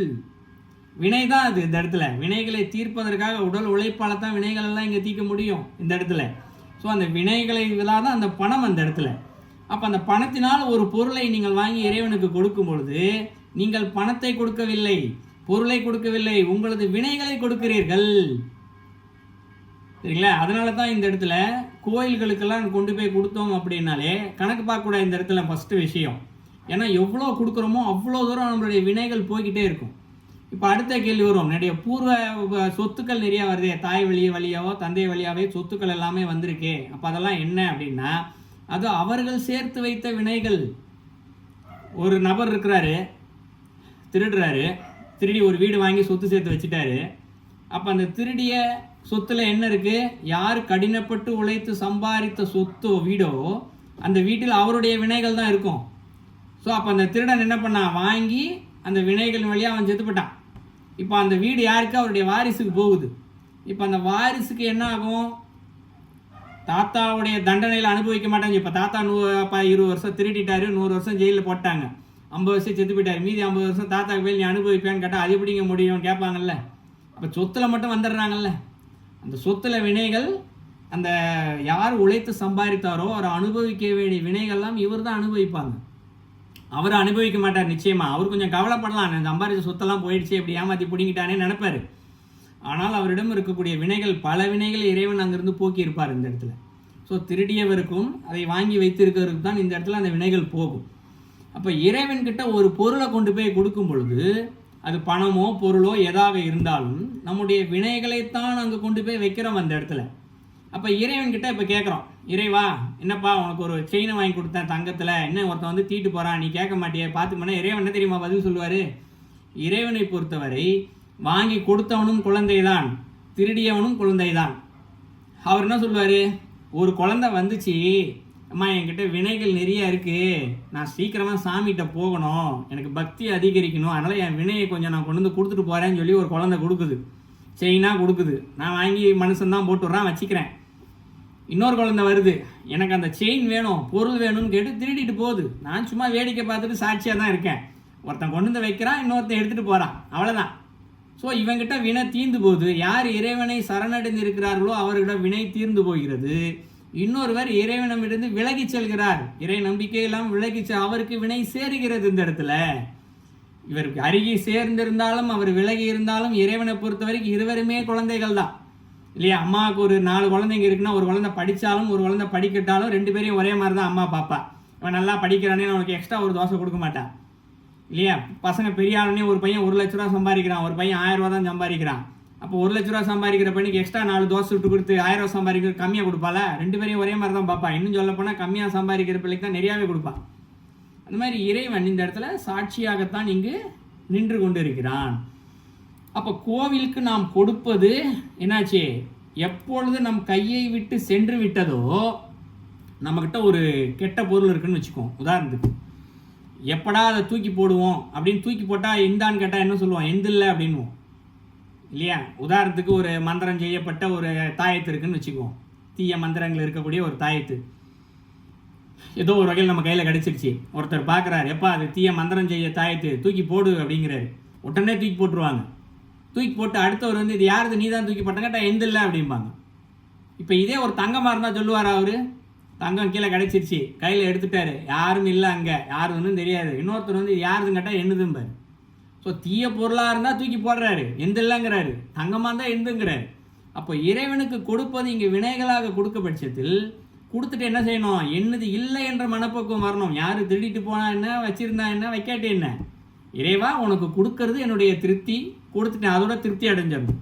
இன்றைக்கி பல பேர்கிட்ட இறைவனுக்கு பொருள் வாங்கி கொடுத்தாலும் சரி, கோவிலுக்கு பூஜைகள் இதெல்லாம் செஞ்சாலும் சரி, நான் செய்தேன் என்ற ஒரு எண்ணம் இருக்கிறது. கோயிலில் ஒரு சின்ன பெயிண்ட், ஒரு ஃபேன் வாங்கி கொடுத்தா, ஒரு சின்ன டியூப்லைட் வாங்கி கொடுத்தா கூட சரி, உடனே அந்த இடத்துல உபயம் அப்படின்னு பேர் போட்டுக்கிறாங்க இல்லையா? ஒரு சின்ன பெயிண்ட் அடித்தா உபயம், உடனே பேர், கல்வெட்டுக்கு பேர், இப்படி பணம் கொடுத்து கொடுத்து பேரை சொல்லிக்கிறாங்க. அடுத்த வாட்டி வரும்போது அடுத்த ஆள்கிட்ட பெருமையாக காமிக்கிறது, பற்றியா என் பேர் இருக்குது, பற்றியா நான் தான் காசு கொடுத்தேன். அப்போ என்ன அர்த்தம்? வினைகளை முழுமையாக கொடுக்க வேண்டும் என்று அல்ல, அங்கே சும்மா வச்சுருக்கீங்க, அதை மற்ற வினைகள் நீ தான் அனுபவிச்சுட்டு இருக்கீங்க. எப்பொழுது அந்த எண்ணம் போகிறதோ, இறைவனுக்கு கொடுத்து விட்டேன், நீ அது என்னுடைய பொருள் அல்ல என்ற எண்ணம் எப்பொழுது வருகிறதோ அப்பொழுதுதான் அந்த வினைகளானது முழுமையாக நம்மை விட்டு செல்கிறது. சரிங்களா? ஸோ அப்போ அது வினைகள் இதெல்லாம் போகணும்னா என்ன செய்யணும்? முதல்ல இயன்ற வரைக்கும் ஒரு ஊர், கோயில் இருக்கக்கூடிய அந்த ஊரில் இருக்கிறோம் இல்லையா, அந்த ஆலயத்திற்கு நம்மால் முடிந்த வரை, அது பூஜைக்காக இருந்தாலும் சரி, அபிஷேகத்துக்காக இருந்தாலும் சரி, இல்லை கட்டுமானத்திற்காக இருந்தாலும் சரி, இதை கொடுத்து கொண்டே இருந்தோமையானால் நிச்சயமாக நம்மளுடைய கர்மாக்கள் வினைகளானது 100% குறையும். ஆனால் என்ன செய்யணும்? இந்த இடத்துல எண்ணம் இல்லாமல் இருக்கணும். முன்னாடி சொன்னேன் இல்லையா, நான் கொடுத்தேன், நான் செய்தேன் என்ற எண்ணம் இல்லாமல் இருக்கணும். இருந்துச்சுன்னா நிச்சயமாக நம்மளுடைய வினைகள் குறையும். அடுத்தது 2வது, பணம் இல்லை என்கிட்ட. ஒருத்தர் சொல்கிறாரு, சாமிக்கு நான் நிறைய செய்யணும்னு நினைக்கிறேன், ஆனால் என்கிட்ட பணமே இல்லை, நான் என்ன செய்வது? அடுத்த கேள்வி வருது இந்த இடத்துல. அப்போ அவர்களுக்கு என்ன பதில் என்றால், உடல் உழைப்பால் செய்யுங்கள். பணம் இல்லை, நீங்கள் உடல் உழைப்பால் உழைச்சித்தானே ஒரு 100 ரூபா சம்பாரித்து பொருளாக கொடுக்கணும். இப்போ உடல் உழைப்பை நேரடியாக கொடுக்கலாம் இல்லையா? என்ன செய்யலாம்? உடல் உழைப்பால் சாமிக்கு தண்ணி எடுத்து கொடுக்கலாம், அபிஷேகத்திற்கு கோயிலை சுத்தம் செய்ய தண்ணி எடுத்து கொடுக்கலாம், கோயிலையே சுத்தப்படுத்தலாம், ஒட்டடை அடிக்கலாம், வெள்ளை அடிக்கலாம், தூய்மைப்படுத்தலாம், பல வேலைகள் இருக்குது கோயிலில் இல்லையா? ஏதோ ஒரு வேலை நம்மால் இயன்ற அளவிற்கு, ஒரு செடியிலேருந்து பூவை பறித்து கொடுக்கலாம், அதுவே அது பெரிய சேவை தான். அதன் வழியாகவே பல வினைகள் போகும். ஆத்மார்த்தமாக செய்யணும். ஆனால் நான் இவ்வளோ வேலை செஞ்சுட்டேன்னா எனக்கு எது நல்லது நடக்க போதும்னு சிந்திச்சுக்கிட்டே செஞ்சால் ஒன்றும் கிடைக்காது. ஒரே ஒரு இலை, இறைவனுக்கு ஆத்மார்த்தமாக கொடுக்கணும். திருமந்திரத்திலே ஒரு பாடல் இருக்குது இந்த இடத்துல. ஒரு கிளாஸ் தண்ணி வை போதும் பார் இந்த இடத்துல, திருமூலர் இந்த இடத்துல இறைவனுக்கு தண்ணி இயற்கையாகவே பொதுவாகவே கிடைக்குது, தண்ணி கூட உனக்கு அங்கே இல்லையா, ஒரு பச்சை இலைய வை அப்படிங்கிறாரு. ஆனால் எப்படி வைக்கணும்? ஆத்மார்த்தமாக கொடுக்கணும். சிவபெருமானே, உனக்காக என்னால் இதை தான் செய்ய முடிஞ்சுது, உனக்கு இதைத்தான் அர்ப்பணிக்க முடிஞ்சது, என்னால் முடிந்தவரை அர்ப்பணிக்கிறேன், எனக்கு எது நன்மையானதோ அதை செய்து கொடு. இந்த ஒரு பிரார்த்தனை போதும் இந்த இடத்துல. வினைகள் கர்மாக்கள் எல்லாம் அழிஞ்சு போகும் இந்த இடத்துல. இப்போ இதை அழிய தான் என்ன ஆகுது இந்த இடத்துல? கோயிலுக்கு நாம் செய்ய அழிந்து போக அப்போ தான் நமக்கு என்ன ஆகுது? அந்த கள்ள புலனைந்தும் நமக்கு விளக்கை காண்பிக்க ஆரம்பிக்கிறது, வெளிச்சத்தை காண்பிக்க ஆரம்பிக்கிறது. ஏன்னா அதான் அடங்க ஆரம்பிக்குது இப்போ இல்லையா? அந்த புலன்கள் என்ன பண்ணுது? ஒன்றுன்னா அடங்கி அமைதியாக இருக்க ஆரம்பித்து விடுகிறது. ஸோ அமைதியாக என்ன பண்ணுது? அந்த இடத்துல வெளிச்சத்தை கொடுக்க ஆரம்பிக்குது. அதன் வழியாக இங்கு இறைவனை சென்று அடையலாம். ஸோ இங்கு பொருள் என்று சொல்லப்படுவது நம்முடைய வினைகள் என்பதை எல்லாரும் ரொம்ப தெளிவாக தெரிஞ்சுக்கணும். இதற்கு சான்றாக 2 விஷயம் சொல்கிறேன், ரெண்டுமே அனுபவ சான்று தான். திருவண்ணாமலையில் ஒரு சித்தர் ஒருத்தர் இருந்தார், அவர் பேர் எனக்கு நினைவில்லை. ஒரு 15 வருஷம் இருக்கும் அவரை பார்த்து. இப்போ இல்லை, அவர் 15 வருடங்களுக்கு முன்பாக போய் பார்த்தேன். அந்த கலியுகத்தில் 15 வருடங்கள் முன்பாக தொடர்ந்து சாப்பிடாமல் உணவு உட்கொள்ளாமல் 35 வருட காலம் அவர் அமர்ந்த இடத்திலேயே இருந்து தியானம் செய்திருக்கிறார். அவ்வளோ பெரிய ஒரு சித்தர். ஏன்னா 35 வருஷம் யோசிச்சு பாருங்க, சாப்பிடாமல் நீர் குடிக்காமல் ஒரே இடத்தில் அமர்ந்திருந்து கண்ணை மூடிக்கொண்டு 35 வருஷம் உட்கார்ந்துருக்காருன்னா எவ்வளோ பெரிய விஷயம். ஆனால் அதை செஞ்சிருக்காரு அந்த இடத்துல, அவ்வளோ பெரிய சித்தர். அவர் பிற்காலத்தில் தன்னுடைய வயது முதிர்ந்த காலத்தில் தன்னுடைய உடலை விடக்கூடிய காலத்தில் என்ன பண்ணாரா, தவக்கோலத்திலேருந்து வெளியில் கொஞ்ச நாள் மக்களுக்கு தரிசனம் கொடுத்தார். அப்போ ஒரு முறை அவரை பற்றி தெரிந்து கொண்டு அவரை போய் பார்க்க நானும் நண்பரும் போயிருந்தோம். போகும்பொழுது அவர் சித்தர் என்பதற்கு சான்றும் ஒன்று சொல்லிடுறேன் இந்த இடத்துல. அவருக்கு முடி பார்த்திங்கன்னா சடாமுடி இருக்கும். சடாமுடி என்று சொல்லப்படுது. தலையிலேருந்து பார்த்திங்கன்னா ஒரு 10-15 அடி தூரத்துக்கு இருக்கும் முடி. ஸோ அந்த முடியை என்ன பண்ணியிருப்பார், ஒரு அனுமன் வாழை சுற்றி வச்சார் இல்லையா, அந்த மாதிரி ஒரு சுற்றி அவருக்கு பக்கத்தில் மலை மாதிரி வச்சுருப்பார். அவருடைய இடுப்பு சோல்டர்கிட்ட இவ்வளோ தூரம் வந்துடும் அவருடைய முடி மட்டுமே. அப்போ ஒரு முறை யாரோ ஒருத்தர் இது பொய்யான முடியாக இருக்குமோ அப்படின்னு சொல்லி அவர் மனதுக்குள்ளே சிந்திச்சிருக்கார். நம்ம ஊருக்காரில் மலேசியா நாட்டை சேர்ந்தவர். இது செவி வெளிச்சது. அங்கே இருக்கும்பொழுது அங்கே இருந்தவர் சொன்ன செய்தி இது. நாங்கள் அவரை பார்க்கறதுக்காக போயிருக்கோம். பார்க்குறதுக்கு கொஞ்சம் லேட் ஆகும்னு சொன்னாங்க. அதனால் அவர் தியானத்துலேயே ஏதோ இருக்காருதா கொஞ்சம் நேரம் ஆகும்னு சொன்னாங்க. இல்லை வெளியில் உட்காந்துருக்கும் போது அங்கே இருக்க ஒருத்தர் சொன்னார். அப்போ இவர் வெளியில் இவர் நினைக்கும் போது சித்தருக்கு தெரியுது. உடனே என்ன பண்ணுறாரு, இந்த முடியை தூக்கு அப்படின்னாராம். முடி தானே எவ்வளோ லேசாக இருக்கும், தலைமுடி தானே. ஆனால் அசைக்க கூட முடியலையா அவங்களால. அதுக்கப்புறம் தான் அவருடைய சக்தியை அவர் புரிஞ்சுக்கிட்டதுக்கப்புறம் அந்த முடியை அசைக்க முடிஞ்சதா ஒரு கதை சொன்னாங்க. அப்போ எனக்கு திடீரென்று மனசில் ஒரு எண்ணம், இந்த முடியை லேசாக அசைச்சிப்பா நம்மக்கிட்ட கொடுப்பாரா, அசைக்க சொல்லி அவங்கக்கிட்ட சொன்னாரே, நம்மக்கிட்டலாம் கொடுப்பாரா, தொட விடுவாரா, இப்படி என்னுடைய சிந்தனை மனசுக்குள்ளே போய்கிட்டே இருந்துச்சு. ஆனால் அதோட மறந்துட்டேன். ஸோ அவரை உள்ளே போய் பார்க்குறோம், நானும் நண்பரும் உள்ளே போகிறோம். அவர் ஒரு அறையில் அமர்ந்திருந்தார், சேரில் ஸ்டூலில் அமர்ந்திருந்தார். நாங்கள் கீழே போய் உட்கார்றோம். உட்கார்ந்தோடனே அவர் சொன்ன முதல் வார்த்தை, அவர் கூப்பிட்டாரு, பக்கத்தில் போய் நின்ன உட்கார்ந்த பக்கத்தில் போய் உட்காந்தோடனே அவருடைய முடியை எடுத்து என்னுடைய மடியில் வச்சுட்டார், வச்சுக்கோ அப்படின்னாரு. ஸோ நான் வெளியில் உட்காந்து மனசுக்குள்ளே தான் நினச்சேன், முடியை நம்மக்கிட்ட கொடுப்பாரா இவர், தொட விடுவாரான்னு சொல்லி. ஆனால் கொடுத்துட்டாரு.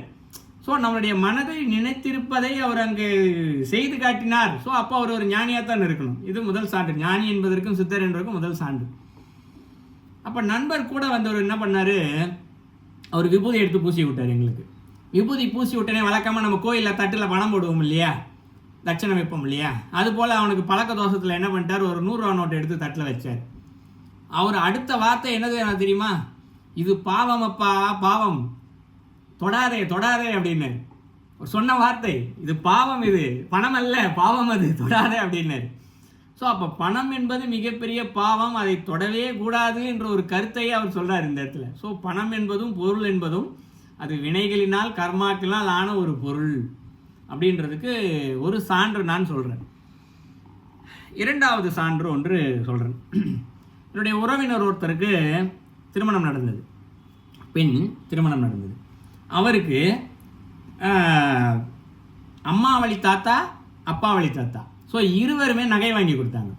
சரிங்களா, அம்மா வழி தாத்தாவும் நகை வாங்கி கொடுத்தார்கள், அப்பா வழி தாத்தாவும் நகை வாங்கி கொடுத்தார்கள். என்னுடைய குருநாதர் பல விஷயங்கள் சொல்லி கொடுத்ததுனால் நான் திருமணம் முடிந்தவொடனே அவர்கிட்ட அந்த ஒரு விஷயத்தை சொன்னேன். என்ன சொன்னேன்னா, உன்னுடைய அம்மா வழி தாத்தா வாங்கி கொடுத்த நகை அத்தனையும் உனக்கு இருக்கும், எப்பயுமே நிற்கும், நிரந்தரமாக இருக்கும் உன்கிட்டேயே. அப்பா வழி தாத்தா வாங்கி கொடுத்த நகைகள் அனைத்தையுமே ஏதோ ஒரு கஷ்ட காலத்தில் காணாமல் போகும். இதான் நான் அந்த நேரத்தில் சொன்னது. இது ஏதோ ஒரு ஜோதிடம் சொல்வது போலவோ ஏதோ ஒரு இது மாதிரி இருக்கும் இல்லையா, ஏதோ சொல்கிற மாதிரி இருக்கும். ஆனால் அதுக்கு உள்ள ஒரு உட்கருத்து ஒன்று இருக்குது. என்னென்னா, இந்த அம்மா வழி தாத்தா வழியாக வாங்கி கொடுத்த நகைகள் எல்லாமே அவர் சுய சம்பாத்தியத்தில் சம்பாதித்தது. சுயமாக அவர் சொந்தமாக ஒரு தொழில் செய்து, நியாயமான ஒரு தொழில் செய்து, நியாயமாக சம்பாதித்த பணத்தினால் செய்த பணத்தில் தன்னுடைய பேத்திக்கு நகை வாங்கி கொடுத்திருக்கிறார். ஸோ அப்போ அது நியாயமான பணம், நியாயமான வினைகள் காரணத்தினால் அது நிலைத்து நிற்கும் என்ற ஒரு காரணத்தில் சொன்னேன். அப்பா வழி தாத்தா வழியாக வந்த நகை என்ன ஆயிற்று, அவர் கொஞ்சம் கல் மது விற்பனையின் வழியாக சில சேர்த்து வைப்பார். ஸோ இது பஞ்சமகா பாவங்களில் கல் ஒன்று. அதன் வழியாக சேர்த்த பணம், அப்போ அது பாவப்பட்ட பணம் அது. ஸோ இந்த பாவப்பட்ட பணத்தில் வந்த நகைகள் உனக்கு நிற்காது என்று சொல்வது போலவே, திருமணம் முடிந்ததும் அந்த நகைகள் விற்கும் வரைக்கும் அவருக்கு துன்பம் தான். எப்போ அப்பா வழி தாத்தா கொடுத்த நகைகள் எல்லாம் ஒன்றொன்றாக விற்க வரைக்கும் அவருக்கு துன்பம் இருந்தது. ஆனால் எப்போ நகையெல்லாம் வெளில போச்சோ அப்போயே அவர் வாழ்க்கை மாறி போச்சு, நல்லா ஆயிடுச்சு இந்த இடத்துல. ஸோ நம்மளுடைய முன்னோர்களே அவர்கள் நமக்கு பொருள் கொடுத்தால் கூட அந்த பொருள்கள் நன்மைக்கு விளைவாக சம்பாதித்த சொத்தாக இருந்தால் மட்டும்தான் நமக்கு நன்மை செய்கிறது. ஸோ தீமையின் வழியாக சம்பாதித்து வைத்த பொருளாக இருந்தால் அது நமக்கு தீமையை உறுதியாக செய்யும் என்பதற்கு இது ஒரு சான்று. இந்த இடத்துல இன்றைக்கும் பல பேர் பார்க்கலாம், பூர்வீக சொத்தில் இருக்கிறாங்க, ஏதாவது ஒரு நோய் மாற்றி அவங்கள்ட்ட வந்துக்கிட்டே இருக்கும். அப்பாவுக்கு நோய் இருக்கும், அப்பா போனோடனே பையனுக்கு வரும், அப்புறம் அடுத்த ஆளுக்கு வரும், யாராவது ஒருத்தர் குடும்பத்தில் வந்துக்கிட்டே இருக்கும். ஏன், அந்த சொத்தில் ஏதாவது ஒன்று இருக்கும் அந்த இடத்துல, வில்லங்கம் வினைகள் என்ற ஏதோ ஒன்று இருக்கும், யாருடைய பாவமாக அது இருக்கும் அந்த இடத்துல. ஸோ இப்படிப்பட்ட இந்த வினைகள் பாவங்கள் கொண்டது தான் அந்த பணம். அதனால் என்ன பண்ணணும், நம்மளுடைய இயன்ற அளவிற்கு நம்மளுடைய உழைப்பால் சம்பாதிக்க வேண்டும் பணத்தை. அந்த பணத்தை இயன்ற அளவிற்கு நாம் என்ன செய்யணும், ஒரு கோவிலுக்கு கொடுக்க வேண்டும். கோவிலுக்கு என்றால் நேரடியாக கோவிலுக்கு மட்டுமல்ல, தான தர்மம் கூட செய்யலாம். யாருக்காவது உணவு வாங்கி கொடுக்கலாம், இயலாதவர்களுக்கு இல்லாதவர்களுக்கு எது தேவையோ அதற்கு. ஒருத்தர் கல்வி கற்க முடியவில்லையா, அவருக்கு கல்விக்கு பண உதவி செய்யலாம். இல்லை கல்வி கொடுக்கறதுக்கு பணம் இல்லையா, நமக்கு அறிவு இருக்கா, சொல்லிக் கொடுக்கலாம், அதுவும் தானம் தான். இந்த இடத்துல கல்வியை சொல்லிக் கொடுப்பதும் தானம் தான். தெரியாதவர்களுக்கு நமக்கு தெரிந்ததை சொல்லிக் கொடுப்பதும் அறிவு தானம் என்ற ஒரு பொருள். வித்யான்னு சொல்லுவாங்க அந்த இடத்துல, வித்யா தானம் சொல்லுவாங்க அந்த இடத்துல. பேர் எனக்கு நினைவு வரல டக்குன்னு சொல்லி, வித்யாதானம், ரைட்டு, வித்யாதானம்னு சொல்லுவாங்க இந்த இடத்துல. ஸோ ஏதோ ஒன்று நம்மால் இயன்ற வரைக்கும் எண்ணத்தால் இங்கு தானம் செய்து கொண்டே வந்தோமே ஆனால் நிச்சயமாக இந்த இடத்தில் நம்மளுடைய வினைகளானது தீரும். சரிங்களா? ஸோ இந்த வினைகளானது கர்மாக்கள் சிறிது சிறிதாக குறைய சிறிது குறைய இங்கே இந்த ஐம்புலன்கள் சிறிது அடங்க ஆரம்பிக்கும். ஸோ வினைகள் எல்லாமே தீர ஆரம்பிச்சிருச்சுன்னா இந்த ஐம்புலன்களும் சுத்தமாகவே அடங்கிவிடும். அடங்கிறது மட்டுமல்ல, நமக்கு வழிகாட்டும், மணிவிளக்காக இருந்து இங்கே வழிகாட்டும். எங்கே, இறைவனை மூலஸ்தானத்தில் இருக்கக்கூடிய இறைவனை சென்று அடையும் வரை வழிகாட்டும். எப்படி காட்டும்னா, முதல்ல கோயிலுக்கு போய் சொல்லும் இல்லையா, சாமி மேலே பக்தி வர சொல்லும், தேவாரம் திருவாசகம் இதெல்லாம் கேட்க சொல்லும், பாட சொல்லும், அப்படியே லயிச்சு போகும். அதுக்கப்புறம் மூலஸ்தானத்துக்கு டெய்லி போய் சாமியை பார்த்துட்டு வர்றவங்களுக்கு அப்புறம் சாமியை போய் பார்க்கணும்னு தோணாது. கோயிலுக்குள்ளே போவாங்க, ஒரு கொடி மரமோ ஏதோ ஒரு இடமா பார்த்து அமைதியாக உட்காந்துக்குவாங்க. அப்புறம் இன்னும் கொஞ்சம் நாள் போகும், வீட்டிலே உட்காந்துக்குவாங்க. வீடு கோயில் எல்லாம் ஒன்று தான்ப்பா, ஏன்னா உள்ளமே பெருங்கோயில் ஆகி போச்சு, தனக்குள்ளே தான் சாமி இருக்காருன்னு தெரிஞ்சு இங்கே உட்காந்துக்க ஆரம்பிச்சுப்பாங்க. ஸோ இப்படியே என்ன செய்யும், நம்முடைய மனமானது நம்மை ஒரு விளக்கை காட்டி, இந்த காலா மணி விளக்காக காட்டி நம்மை இறைவனிடத்தில் கொண்டு நம்மை சேர்த்துவிடும். ஸோ இதுதான் இந்த பாடலுக்கான முக்கியமான கருத்து. இந்த இடத்துல ஒரு சின்ன கதையை மட்டும் சொல்லி முடிச்சிடலான்னு பார்க்குறேன், நான் நேரம் நீண்டு எருமி போகுது. இந்த இடத்துல என்ன கதைன்னா, ஒரு முனிவரிடம் ஒரு சீடன் கேட்குறான், இந்த ஐம்புலன்கள் இருக்குது, படுத்திக்கிட்டு இருக்கு, இறைவன்கிட்ட கொண்டு போய் சேர்க்க மாட்டேங்குது, இதை வைத்து கொண்டு எப்படி வாழ்வது, எப்படி வெற்றி அடைவது, அதற்கு ஒரு வழி சொல்லுங்கள் அப்படின்னு கேட்குறாரு. அந்த சீடன் கேட்குறான் குருக்கிட்ட. குரு ரொம்ப எளிமையாக ஒரே வார்த்தையில் முடிச்சிட்டாரு. கழுதை, எருமை, குதிரை, 3 விலங்கு சொல்கிறாரு. ஏன், கழுதை, எருமை, குதிரை, நீ இந்த 3 விலங்கில் நீ எப்படி வாழ்கிறாயோ அதுபோலத்தான் உன்னுடைய வாழ்க்கை அமையும் அப்படின்னு சொல்கிறாரு. இல்லையா, நம்ம மனுஷனாக பிறந்திருக்கோம், நம்மளை போய் கழுதை வாழ சொல்கிறாரு, இல்லை எருமையாக வாழ சொல்கிறாரு, இல்லை குதிரையாக வாழ சொல்கிறாரு அப்படிங்கிறாரு அப்படின்னு சொல்லி அவனுக்கு புரியல. அப்புறம் தான் அவர் விளக்கம் சொல்கிறாரு அந்த இடத்துல. கழுதை என்று சொல்லப்படுவது என்ன, கழுதை என்ன பண்ணோம், அதை போய் யார் என்ன நோண்டினாலும் முதல்ல என்ன பண்ண தெரியுமா, பின்னாடி திரும்பி பார்க்காது, யார் என்ன ஏதெல்லாம் திரும்பி பார்க்காது, பின்னாங்கால ஓங்கி ஒரு எட்டி மிதிக்கும். ஸோ பின்னாடி எட்டி மிதிச்சுட்டு அங்கே தான் நிற்கும். அப்போது என்ன குறிக்குது, ஒரு மனுஷன் இருக்கான், அவன் டெய்லி காலை எழுந்திரிக்கிறான், சாப்பிட்றான், தூங்குறான், அவளை வேலையை பார்த்துக்கிட்டே போகிறான். ஆனால் இயற்கையாகவே யாராவது ஒருத்தனை அவனை சீண்டிக்கிட்டே இருப்பாங்க இல்லையா. அது அலுவலகமாக இருக்கட்டும், உறவினராக இருக்கட்டும், நண்பராக இருக்கட்டும், யாராவது ஒருத்தர் திட்டுறதோ இல்லை அவரை தவறாக சொல்கிறதோ இல்லை மதிப்பு குறை வச்சு சொல்கிறதோ, அதெல்லாம் ஒரு மனுஷனா அப்படின்னு திட்டுறதோ ஏதோ ஒன்று இருக்கும். இந்த எல்லாமே எது, இந்த கழுதையை போய் தட்டுற மாதிரி, இந்த கழுதை எட்டி உதைக்கிற மாதிரி உடனே திரும்பி கோவப்படுறது அவங்க மேலே. அது நண்பராக இருந்தாலும், உறவினராக இருந்தாலும், அலுவலாக இருந்தாலும். அது எப்படி நீ என்ன சொல்லலாம், நீ என்ன பெரிய இவனா, நீ அவர் இவரை திட்டினா இவர் திருப்பி திட்டுறது. ஸோ அவர் இவரை திட்ட இவர் திட்ட, அது பெரிய விவாதமாக போய் திட்டிக்கிட்டே போய் சண்டையில் போய் அடிதடி சண்டையில போய் நிற்கும். இது எது போல் வாழ்க்கை, கழுதை போல் வாழ்க்கை. ஸோ இங்கே தான் நிற்கும் வாழ்க்கை.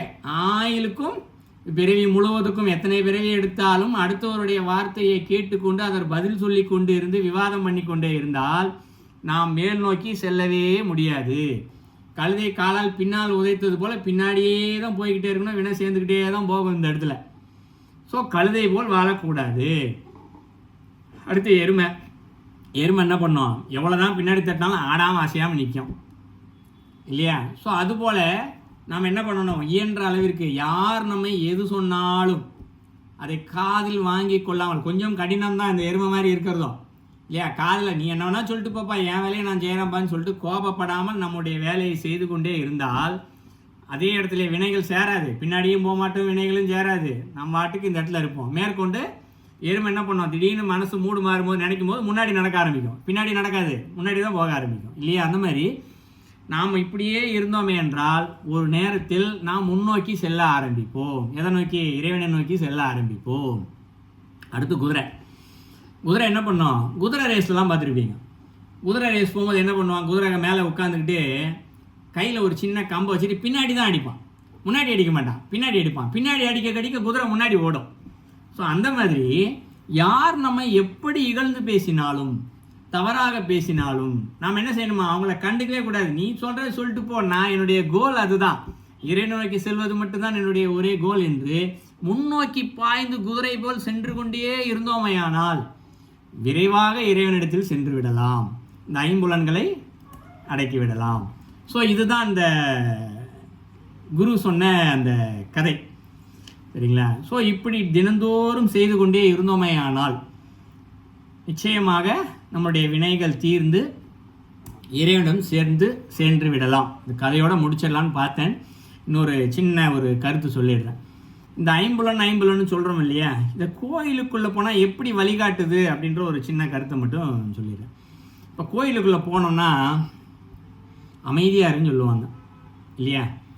இல்லைன்னா என்ன சொல்லுவாங்க, நல்லதை கேளுப்பா, இந்த சொற்பொழிவு ஏதோ ஒன்று பேசுவார், இல்லை தேவாரம் திருவாசகம் ஏதோ பாடுவாங்க, ஸோ கேளுங்க அப்படின்வாங்க. ஸோ கோயிலுக்குள்ளே போனால் என்ன பண்ணுவோம், நல்லதை கேட்குறது, நல்லதை தான் பார்க்குறதுன்னு என்ன, இறைவனை பார்ப்போம். அடுத்து பேசுறது, கேட்டல், பார்த்தல், பேசுதல் இந்த இடத்துல. ஸோ பேசுதல் என்று சொல்லப்படுவது எது, யாராவது எதாவது சொன்னால் கூடப்பா சத்தமாக மந்திரம் சொல்லுங்க இல்லையா, ஹரஹர மந்திரம் சொல்லுங்க, ஓம் நமச்சிவாய மந்திரம் சொல்லுங்க. ஸோ நல்லதை தான் சொல்லுவாங்க, அமைதியாக இருங்கன்னு அவங்க தான் சொல்லுவாங்க, மந்திரத்தை சொல்லுன்னு அவங்க தான் சொல்லுவாங்க. ரெண்டுமே நன்மைக்கு தான். ஸோ பேச வைக்கிறதும் இந்த இடத்துல என்ன பண்ணுறது, நன்மை தான். ஸோ கேட்குறதும் நல்லதாக கேட்குது, பார்க்குறதும் நல்லதாக பார்க்குறதும், பேசுகிறதும் நல்லதாக பேசுகிறோம். அடுத்து நுகர்தல் இந்த இடத்துல, நுகர்தல் என்று சொல்லப்படுவது எது, அனுபவம் இந்த இடத்துல இல்லையா. நுகர்தல் என்று சொல்லப்படுவது சுவாசித்தல் இல்லை, நுகர்தல்னு சொல்லுவோம் இந்த இடத்துல இல்லையா. அதே அனுபவிக்கிறது இந்த இடத்துல. அனுபவிப்பதில் இது நம்ம இப்போ இதெல்லாம் செய்கிறோம்ல, ஒரு மணி நேரம் உட்காந்து அவங்க பாசுனது சொற்பொழிவு சொல்கிறது எல்லாத்தையும் கோயிலில் கேட்டிருப்போம். கேட்டுட்டு வந்து உட்காந்து அதை அனுபவிப்பில், ஆகா எவ்வளோ நல்லா பேசினாங்க, இல்லை எவ்வளோ அழகாக ஒரு தேவாரம் பண்ணார், எவ்வளோ அழகாக திருவாசகம் பண்ணார், அனுபவிப்போம். அந்த அனுபவம் என்ன செய்யும், மனதை பக்குவப்படுத்தும் இல்லையா. இது என்ன பண்ணும், அடுத்து உணர்வு ரீதியாகவும் பக்குவப்படுத்தும். உணர்தல், ஐம்புலங்களில் உணர்தல் ஒன்று இருக்குது இல்லையா. ஸோ கேட்டல், பார்த்தல், உணர்தல், இந்த சுவைத்தல் ஒன்று இருக்குது இந்த இடத்துல. ஸோ பிரசாதம் கொடுக்க அந்த சுவைத்தல் என்று சொல்லப்படுவதும் உணர்தல் என்று சொல்லப்படுவதும் நுகர்தல் என்று சொல்லப்படுவதும் மூன்றுமே இந்த இடத்துல அனுபவம் தான் கோயிலுக்குள்ள. கேட்டல், பார்த்தல், பேசுதல் வழியாக இது மிகப்பெரிய அனுபவம் தான் இந்த இடத்துல. இந்த அனுபவங்கள் தான் என்ன பண்ணும், நம்மளை மேற்கொண்டு ஒரு மணிவிளக்காக இருந்து நம்ம இறைவனிடத்தில் அழைத்து செல்லும். மணிவிளக்காக இருந்து இறைவனிடம் அழைத்து செல்லும் என்று சொல்லி இந்த கருத்தை நிறைவு செய்கிறேன். மேற்கொண்டு கேள்விகள் கருத்துக்கள் இருந்தால் சொல்லுங்கள், பேசுவோம். தகவல்கள் கூறியிருக்கிறீர்கள். சித்தரே சரவணன் ஐயா அவர்களே, உங்களோட கருத்துல மிக சிறப்பாகத்தான் இருக்கிறது. அதெல்லாம் கிரகிக்கிறதுக்கு ஏற்ற மூளை போன போல இருக்குது. இந்த உணர்வு வரைக்குள்ள அதை சேர்த்து கொள்ளணும். அதே நேரத்தில் இந்த பொருள் சேர்க்கிற 2 விதமான வழியில பொருள் சேர்க்கலாம். ஒன்று அற வழியில பொருள் சேர்க்கிறது, இன்னும் ஒன்று மர வழியில சேர்க்கிற பொருள். அந்த மர வழியில சேர்க்கிற பொருளை கொண்டு போய் கோயில் உண்டியலுக்குள்ள போட்டால் அவருடைய அந்த மர பாவங்கள் எல்லாம் இல்லாமல் போயிடுமோ. உங்களோட வயசுலேருந்து நான் அப்படித்தான் உணர்வேன். அது சரியோ என்பதை அறியத்தான் கேட்கிறேன். நன்றி, வணக்கம். ஒரு வகையில் பார்த்தால் அது உண்மைதான். இப்போது ஒருத்தர் திருடிட்டார் இல்லையா, இது 2 வகையாக இருக்குது. ஒருத்தர் திருடிட்டு சாமி உனக்கு ஒரு பங்கு கொடுக்குற 10% சொல்லிட்டு உண்டியில் போட்டு போகிறது. அப்படிலாம் போட்டால் நிச்சயமாக தீராது. சரிங்களா? இறைவனை கூட்டாளியாக எங்கள் திருடுறதுல பாதியை கொடுக்கறதுக்கு. ஆனால் திருடி விட்டார். இப்போ அவர் மனசு தெரிஞ்சிட்டார். இறைவா, நான் திருந்திட்டேன், ஆனால் யாருக்கிட்ட இருந்து திருடினேன்னு எனக்கு தெரியல. நான் இதை திருப்பி அவர்கிட்ட போய் சேர்க்கணும்னு நினைக்கிறேன், ஆனால் எனக்கு வழி தெரியல. அதனால் உங்ககிட்ட கொடுக்குறேன், நீ யாருக்கிட்ட கொடுக்கணுமோ கொண்டு போய் கொடுத்துருன்ற எண்ணத்தோடு அவர் போட்டார்னா நிச்சயமாக அந்த பாவம் அவரை தாக்காது. அவர் எந்த அளவுக்கு ஆத்மார்த்தமாக திருந்தி மனப்பூர்வமாக அதை செய்திருக்கிறாரோ அந்த அளவிற்கு தான் பாவங்கள் வினைகள் குறையும். இந்த இடத்துல அந்த கோயில்ல போடுற உண்டியல்ல போடுற செல்வத்தை அவன் அந்த ட்ரஸ்டி அங்க உள்ளவர்கள் தர்மதான் செய்யாமல், அந்த கோயில் காரியங்கள் செய்யாமல்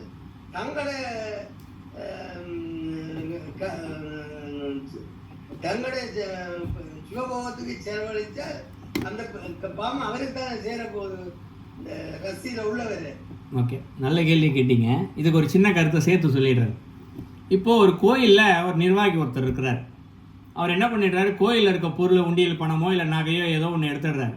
இப்போ அந்த வினைகள் போகணும்ல. இப்போ அவர் இந்த பொருளை திருடிட்டார், திருத்தி ஒரு வீடு வாங்கி சொத்து சேர்த்துட்டு இறந்து போயிட்டார். இப்போ சொத்து தான் வினைகளாக இருக்குது. அப்போ திருடினவருக்கு என்ன தண்டனை? அவர் தான் இறந்து போயிட்டார் இல்லையா? சொத்து இங்கே இருக்குது, அதை அனுபவிக்கக்கூடிய வாரிசுகள் அந்த வினைகளை அனுபவிப்பார்கள் என்று வைத்துக்கொள்வோம். அப்போ இறந்தவருக்கு என்ன தண்டனை அப்படின்னு பார்த்தால், நம்மளுடைய வேதங்கள் சொல்கிறது, உபனிஷத்தில் இதுக்கான வார்த்தைகள் இருக்கிறது. இந்த கோயில்களெல்லாம், புராதனத்து கோயில்களை பார்த்தீங்கன்னா இந்த வவ்வால் தலைகளை தொங்கிட்டு இருக்கும், பார்த்துருப்பீங்களா? இவர்கள் எந்த கோவிலில் தங்களுடைய பணத்தை அதை எடுத்தார்களோ அதே கோவிலில் அவர்கள் தலையீழாக தொங்கியே பல பிறவிகளை தீர்க்க வேண்டும் என்பது அவர்களுக்கே உண்டான விதி. சரிதானுங்களா? ஸோ எடுத்தவர்களுக்கும் அது ஒரு விதி. அடுத்து மனுஷ பிறவிலாம் கிடையாது. ஆனால் அதே நேரத்தில் இறைவன் என்ன பண்ணுறாரு, அதுவும் குழந்தை தானே, திருநாளும் அவனும் தன்னுடைய குழந்தை தானே. அப்போ அவன் பாவத்தை போக்குறதுக்கு ஒரு வழி கொடுக்குறாரு. என்ன வழி கொடுக்குறாரு? தன்னுடைய கோவில்லையே தான் இருக்கக்கூடிய இடத்திலே எங்கே பணத்தை எடுத்தாரோ அங்கே ஒரு சின்ன இடம் கொடுக்குறாரு. நீ இங்கே வவ்வாலா தொங்கு, எவ்வளோ நாள் தொங்குறியோ தொங்கி உன்னுடைய பாவத்தெல்லாம் தீர்த்துட்டு அப்புறம் அடுத்த பிறவிக்கு போன்னு சொல்லி அனுப்பிச்சு வைக்கிறாரு. சரிதானுங்களா ஐயா? இதுல இருந்து மனித பிறவிய வந்தவர் அடுத்த பிறவிய மனித பிறவிய இருக்கேடாது. அவர் சில பாவத்துக்கு ஏற்ற மாதிரி வவ்வாலாயோ கதையோ குதிரையோ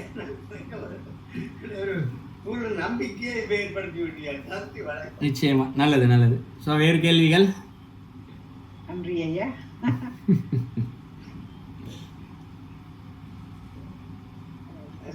அருமையான திடீரென்று வந்தாலும் உண்மையாக ஒரு பாட்டுக்கு நான் முத்துவாணிக்க வையாதான் இவ்வளவு சிறப்பு என்று பார்த்தா எங்களுடைய சரவணனும் இதே சிறப்பு நான் இருக்கிறேன். நன்றி ஐயா. அம்சம் இல்லை, இறை செயலுங்க, வேற ஒன்றும் அல்ல. எனக்கு இந்த பவானி இன்னொரு யூடியூப்ல மாறவர் பவானி அருமையான ஒரு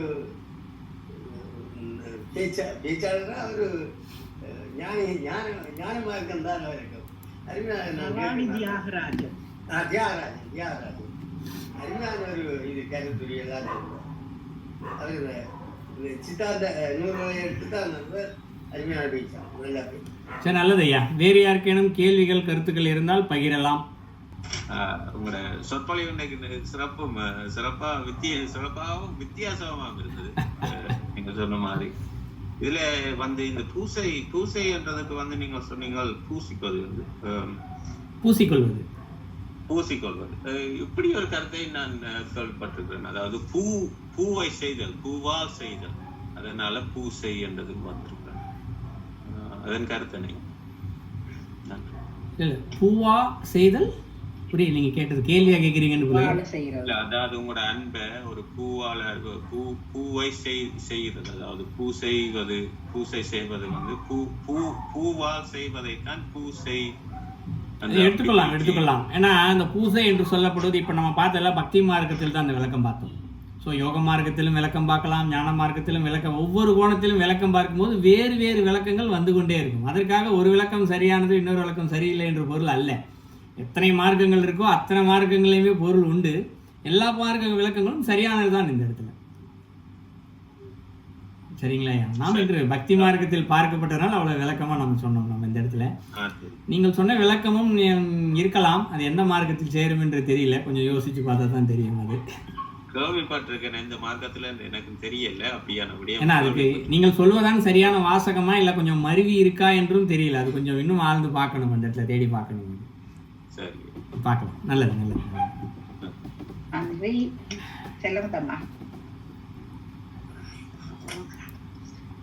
அருமையான தேத்தியங்களுக்கு எங்களோட கள்ளப்புலனை எல்லாம் மெய்ப்புலனாக்கி எப்படி நாங்கள் மணி விளக்கு எங்களுக்கு காண வேணுமென்று சொன்னார். ஆனாலும் அந்த உலகம் போற போக்கில நாங்கள் ஓடி உழைச்சு ஆலயம் போவது வீரம் எனக்கேடு என்று சொல்லிக்கொண்டு நாங்கள் ஓடி உழைச்சு திரும்பி கூட பார்க்காமல் இவ்வளவு சொத்தை சேர்த்து திரும்ப கூட சொல்லிக்குள்ளே அவைகிற மனங்கள் இடம் கொடுக்காமல் நீங்கள் சொன்னதெல்லாம் இதுகளெல்லாம் அகற்றுறதுக்குரிய வழிகளையும் பக்குவங்களையும் சொல்லி தந்த சரவணனுக்கு கடவுளுடைய ஆசி கிடைக்கணும். மிகவும் நன்றி ஐயா. இப்படியான வேதங்கள் எனக்கு கடவுளின் ஆசி கிடைச்சிருக்கு, எங்களுக்கு கிடைக்கணும். நல்லதம்மா. பூ அசைதல் அததான் பூ அசைகிறதுதான் பூசை. அதான் எல்லாத்துக்கும் அந்த கருத்து அதான் தமிழ். பூ அசைதல்னா பூ அவனை செய்கிறோம்னா அதை சொல்றோம். சரவணையா சொல்றது வேண்டாம். அதான் இதை கேட்க சொல்றதுக்கு இன்னுமே என்னத்தை இதை கேட்கறது கலைக்கிறது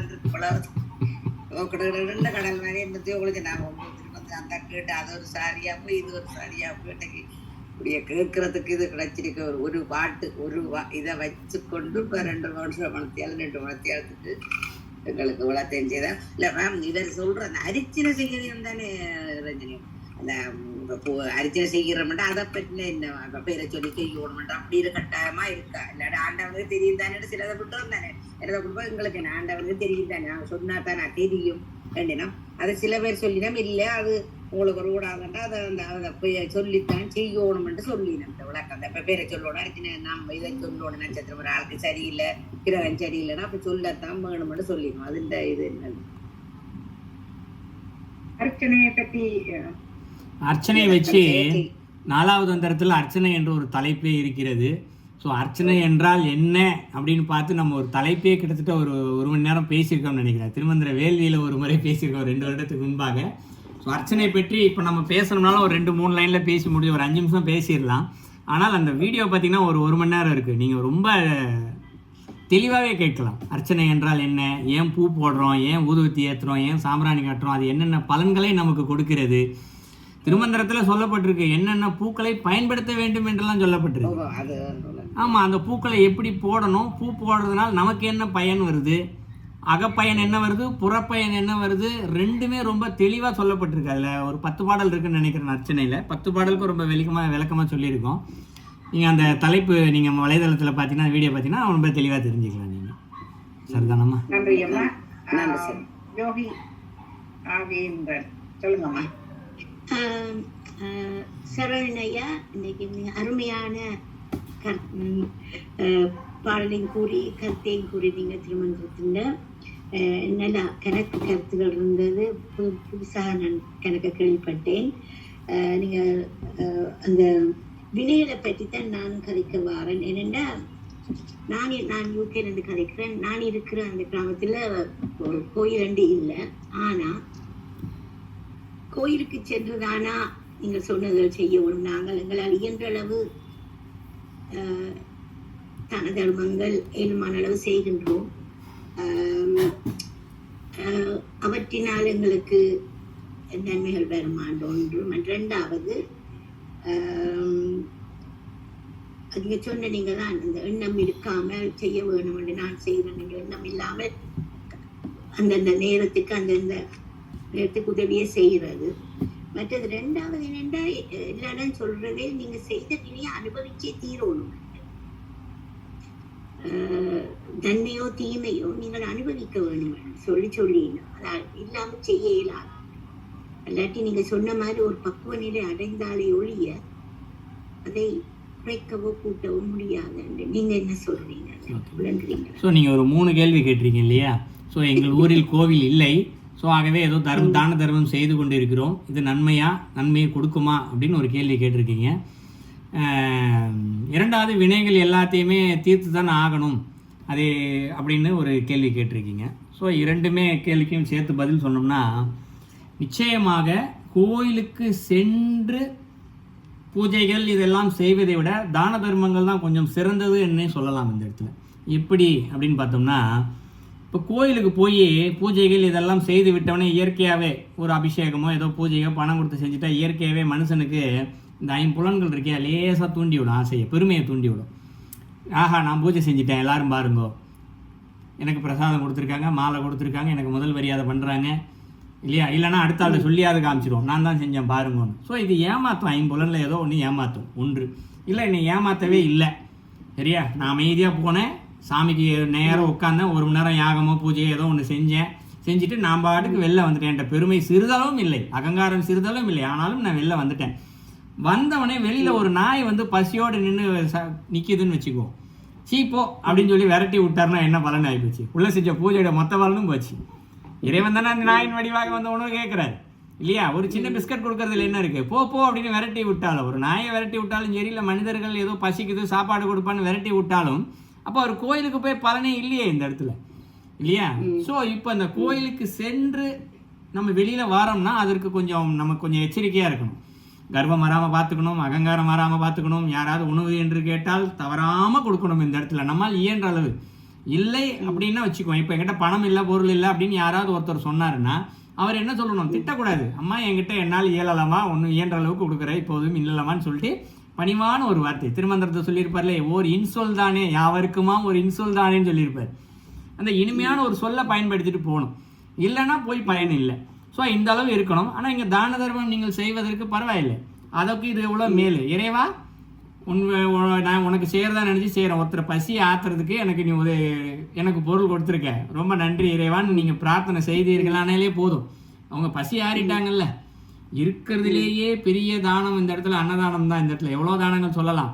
எந்த மனிதன்ட்ட எதை பொருளை கொண்டு போய் கொடுத்தாலும் இன்னும் கொடுன்னு தான் கேட்பான், வேணான்னு சொல்ல மாட்டான். ஆனால் உணவு மட்டும்தான் போதும்னு சொல்லுவான். போதும்னு சொன்னது மட்டும் இல்லை, அப்பாடா திருப்தியாக போட்டோமா, திருப்தி என்ற ஒரு வார்த்தை வேறு பயன்படுத்துவாங்க இல்லையா?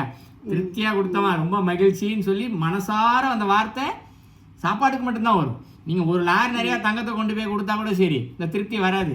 இன்னும் கொஞ்சம் கொடுப்பாங்களோ மனசு சொல்லும், இன்னும் கொஞ்சம் பெருமையாக இவங்களை பேசினா இன்னும் கொஞ்சம் கொடுப்பாங்களோன்னு சொல்லிட்டு எக்ஸ்ட்ரா பெருமையாக இப்படி பேசலாம் தான் அவனுடைய அறிவு யோசிக்குமே தவிர்த்து ஆத்மார்த்தமாக சொல்கிற வார்த்தையை வராது. ஆகவே நீங்கள் செய்வது சிறப்பானது, தாராளமாக செய்யுங்கள், தவறொன்றும் இல்லை என்பது ஒரு பதில். இரண்டாவது கேள்விக்கு, இப்போ இந்த தவங்களை செய்வோம், விதியை மதியால் வெல்லலாம்னு சொன்னோம் இல்லையா? தலைக்கு வந்தது தலைப்பாகையோடு போனதுன்னு சொல்லுவோம் இல்லையா? அந்த மாதிரி நமக்கு வந்த தீங்குகள் ஏதேனும் ஒரு வகையில் நிச்சயமாக வினைகளானது சென்றே தீரும். இப்போ உதாரணத்திற்கு ஒருத்தருக்கு ஒரு மாத காலம் நோய்வாய்ப்பட்டு படுத்திருக்க வேண்டும் என்று இருந்தால் அவர் செய்த நன்மையின் விளைவாக ஒரே ஒரு நாள் கடுமையான நோயினால் பாதிக்கப்பட்டு படுத்திருப்பார். அப்போ யோசிக்கலாம், மீது 21 நாளே சரியாக போயிடும் இல்லையா? ஆனால் இவருக்கு தெரியாது. இயற்கையாகவே 30 நாள் அனுபவிக்க வேண்டி இருந்திருக்கலாம். ஆனால் இறைவன் என்ன பண்ணிட்டாரு, செய்த புண்ணியத்தை வைத்து 29 நாளாக கழிச்சிருப்பார். நமக்கு தெரியாதான், தலைக்கு வந்தது தலைப்பாகையோடு போனது. ஆகவே நமக்கு எந்த துன்பம் வந்தாலும் இறைவா எனக்கு ரொம்ப பெருசாக வர வேண்டிய ஒரு துன்பத்தை சிறிதாக எனக்கு ஆக்கி கொடுத்திருக்கிறாய், மிக்க மகிழ்ச்சி என்று ஒரு பிரார்த்தனையை வச்சோம்னா அது மேற்கொண்டு நம்மை அந்த அனுபவிக்க வேண்டிய வினையிலிருந்து நம்மை காப்பாற்றும், விதிவசத்திலிருந்து காப்பாற்றும். சரிதானுங்களாம்மா? அருமையான விளக்கம் ஐயா. ஸோ அவங்க 3 கேள்வி கேட்டீங்கன்னு நினைக்கிறேன். இன்னொரு கேள்வி என்ன கேட்டீங்க? விண்ணையில்தான் சொன்னேன். 3 கேட்ட மாதிரி எனக்கு நினைவு இருக்கு. 2 கேட்டுக்கு பதில் சொல்லியிருக்கேன், ஒன்றும் நினைவு இல்லை. 3 தான் கேட்டீங்களா 2 கேட்டீங்களான்னு எனக்கு தெரியல. இருந்தால் இன்னொன்னையும் கேட்டுருங்க. நல்லது. ஏன்னா 3 மாதிரி நினைவு இருந்துச்சு. ஆரம்பிக்கும் போதே 3 கேள்வி. நிச்சயமா உறுதியாக கர்மாக்கள் போகும். அதுதான் நீங்க பார்த்த தலைப்பே அதுதான். உள்ளம் கரும் கோயில் ஊரோட மாலையும் சொன்னோம் இல்லையா, கல்ல புலனைந்தும் காலா மணி வழி அழகா நமக்கு வழிகாமிச்சு கூட்டிட்டு போகும். இப்போ எப்படி வழிகாட்டும்? வினைகள் தீர்ந்தா தான் அது வழிகாட்டும் இந்த இடத்துல. ஆனால் நிச்சயமா கர்மாக்கள் போகும், எல்லளவும் சந்தேகம் வேண்டாம் இந்த இடத்துல. அருமையான கருத்துக்கள். இப்போ சிவபூசியை பற்றி சொன்னீங்க, மற்றது ஓமன்றதுக்கு கருத்து சொன்னீங்க, எல்லாம் நல்ல நான் எல்லாம் எழுதி வச்சிருக்கிறேன். மிக்க நன்றி. நல்லது. அண்மையில இந்த ஆவண்ணா சொல்லுங்கம்மா. ஆனா பிராரத்துவ வினைய அனுபவிச்சுதான் தீர வேணுபட்டு சொல்லப்படுது. ஞானிகள் என்றாலுமே அவர்கள் அந்த வினைய அனுபவிக்க வேணும். ஆனா அவைகளுக்கு அது பழக்கப்பட்டபடியா ஓகே இது நான் இல்லை, இது உடல் என்ற பக்குவத்துல இருக்க அவைக்கு அது நோவோ வலியோ இருக்காது. ஆனா எல்லாரும் பிராரத்துவ வினைய அனுபவிக்கத்தான் வேணும். நாங்கள் இப்ப தான தர்மம் நல்ல புண்ணியங்கள் இப்ப தியானங்கள் அறிவல் செய்ய ஆகாமியத்தையும் கூட்ட மாட்டோம், சஞ்சித கர்மாவும் எங்களுக்கு கழிஞ்சு கொண்டு போகும். எனக்கு தெரியல, நீங்க இதுக்கு விளக்கம். ஓகே, உங்களுக்கு வேறொரு விளக்கத்தை சொன்னால் கொஞ்சம் புரியும்னு நினைக்கிறேன். மார்க்கண்டேய புராணம் உங்களுக்கு தெரியும் இல்லையா? அவருடைய கர்மா, அவருடைய வினை, அவருடைய விதி 16 வயதில் அவர் இறந்தே ஆக வேண்டும் இல்லையா? கர்மாவானது விதி இறந்தே ஆக வேண்டும். ஆனால் எப்படி அவர் வெற்றி பெற்றார் இந்த இடத்துல? கர்மாவிலிருந்து கர்மா போச்சு, 16 வயசில் இறந்தே ஆக வேண்டும் என்ற அந்த கர்மா போய் நீங்கள் சஞ்சித கர்மா ஆகட்டும், எந்த கர்மா வேணா இருக்கட்டும், இன்றைக்கும் அவர் மார்க்கண்டேயரும் இன்றைக்கும் அது இறப்பில்லா நிலையை பெற்றுட்டார்ல. அவர் பிறவி எடுக்கணும்னா இறப்பில்லா நிலையை பெறணும். அவர் இறப்பே இல்லாமல் போயிட்டார். இப்போ சஞ்சித கர்மானா எத்தனை பிறவி இருக்குன்னே தெரியாது. அத்தனை பிறவியும் ஒரே பிறவியில் தீர்ந்து போச்சு. எப்படி தீர்ந்து போச்சு அப்படின்னா அவருடைய பூஜை. ஏன்னா சிவன் தான் நிர்மாணித்தார். கர்மாவை வச்சதும் அவர்தான், வினையை வச்சதும் அவர்தான், இந்த வினைகளின் வழியாக யமதர்மரை வைத்ததும் அவர்தான். தர்மத்திற்கு இணை யமதர்மர் தான் இந்த இடத்துல இல்லையா? அவர் பேரே தர்மர்னு இருக்கும், யம தர்மர்னே இருக்கும். ஏன்? தர்மத்தின் பிரகாரம் உயிரை எடுப்பவர். அப்போ அவர் எடுக்க வாரார் அந்த இடத்துல. யமதர்மர் இந்த இடத்துல 16 வயசு முடிஞ்சிருச்சுப்பா, இறைவன் எனக்கு கொடுத்த தர்ம பிரகாரம் நான் செய்ய வாரேன்னு வாரார். ஆனால் உடலையே சிவன் எட்டி மிதிக்கிறாரு. ஏன்? அப்போ தர்மத்தை கொடுத்து விட்டு அதை இறைவனே மீற வைக்கிறாரான்னு கேட்டால் அப்படி அல்ல. இங்கே மனித உடம்பிற்கு ஒரு 96 தத்துவங்கள் இருக்குது, 36 தத்துவங்கள் 96 தத்துவங்கள் இருக்குது. இவர் என்ன செய்கிறார் இந்த இடத்துல? தன்னுடைய பூஜைகள் செய்து செய்து செய்து இறைவனை சரணடைந்து என்ன பண்ணுறாரு? இந்த தத்துவங்களை கடந்து நிற்கிறார் அவர் இந்த இடத்துல. தத்துவங்களை கடக்கும் பொழுது இங்கே வினைகள் கர்மாக்கள் எல்லாம் தீர்ந்து போகுது, எதுவுமே இல்லை அந்த இடத்துல. அது இல்லாத நிலைக்கு போகும்போது அது இறைவன் விதித்த தர்மம். யார் ஒருவர் கர்மாக்கள் தீர்ந்து வினைகள் தீர்ந்து தத்துவங்களை கடந்து நிற்கிறார்களோ அவர்கள் இறப்பில்லா நிலையை பெறுவார்கள் என்பது இறைவன் விதித்த விதி. அப்போ ஒரு விதியின் பிரகாரம் இன்னொரு விதியின் பிரகாரம் அதை சரி செய்கிறார். அதனால தான் எட்டு மிதிக்கிறார் அந்த கதை பிரகாரம் நீங்கள் பார்க்கும்போது. அப்போ அந்த கதையில் உங்களுக்கு தெரிந்த தகவல் என்ன? வினைகளையும் சஞ்சித கர்மா எல்லாத்தையும் விதைகள் எல்லாத்தையும் போக்க வைக்க முடியும் அப்படின்றது அந்த கதையில் நீங்கள் ஆதாரமாக தெரிந்து கொள்ளலாம். இது அவர்களுக்கு மட்டும் பொருந்தல, எல்லாத்துக்குமே பொருந்தும். இந்த இடத்துல நம்ம மார்க்கண்டேயர் போலெல்லாம் மொத்தமாக நம்மளால் வினைகள் கர்மாவை தீர்த்து சரணடைஞ்சு தத்துவங்களை கடந்து நிற்க முடியாது. கொஞ்சம் செய்த புண்ணியத்திற்கு கொஞ்சம் வினைகளை தீர்த்து கொள்ள முடியும் என்பதை தெரிஞ்சுக்கலாம். சரிங்களாம்மா? வணக்கம். சொல்லுங்கம்மா. நீங்கள் உங்களால பார்த்துக்கிட்டே இருந்தேன், சொல்லுங்கம்மா. வணக்கம். நானும் இடையில தான் வந்த 7:30 7:45 விட்டேன். அந்த பரார்த்த வினையும் தீர்க்கப்படுது. ஞான சம்பந்தரே சான்று பகிர்றாரு. அவ்வினைக்கு வினையாம் என்று சொல்லும் அகுதறிவீர், உய்வினை நாடாது உந்தமக்கு உணமன்றே, கைவினை செய்து என்பிரான் கடல் போற்றதும் நாமடியோம், செய்வினை வந்து எம்மை தீண்டப்பெறா திருநீலகண்டம் என்று அந்த முதலாவது திருநீலகண்ட பதிகத்துல முதலாவது பாடலிலிருந்து 10 பாடல் வரை 11வது பாடத்தை கூட அவரு சொல்றாரு. அந்த பலனை சொல்றாரு. பராரத்த வினையை கணிக்கிறதுக்கு, அதாவது அதுல ஒவ்வொன்றையும் ஒவ்வொன்றையும் அந்த மறக்கும் மனத்தினை மாற்றிய மாதிரியை அப்படி என்று ஒவ்வொரு காமிச்சு கூட நம்மளோட உயிர்களுக்கு அந்த 10 பாடலையும் படிச்சோம் என்று சொன்னா பராரத்தவினை கணிக்கப்படுகிறது என்றத அழகாக நாங்க அறிந்து கொள்ளலாம். ஏன்னு சொன்னா அந்த திருஞான சம்பந்தரே சொல்றாரு என்ற அந்த விடயத்தை கூட எல்லா நாயன்மார் திருஞான சம்பந்தர் இப்படி காட்டியிருக்கார் என்று சுட்டி சொல்லியிருக்காரு. அது திருநீலகண்ட பதிகம்ன்றதுல வினைக்கு வினையாம் என்று சொல்ற அந்த குளிர்காய்ச்சல் நீங்கிறதுக்கு அது ஒரு இந்த பராரத்த வினையால வந்தது. அந்த இதுல அந்த குளிர்காய்ச்சல் அந்த குளிர் சுரத்தை நீக்கிறதுக்காக பாடின பாடல் பராரத்த வினைக்காகத்தான் அது பாடப்பட்டது. அப்ப எங்களுக்கு சான்று சொல்லப்படுது. அது எப்படி என்று சொன்னால் அது இப்ப நாங்க எங்களுக்கு அந்த வினைகளால செய்த பாவங்களால எங்களுக்கு ஒரு தண்டனை வருது. அந்த தண்டனையில எங்களுக்கு இந்த ஆயுள் தண்டனை விதிக்கப்பட்டு நாங்க சிறைச்சாலையில இருக்கிறோம் என்று வைப்போம்.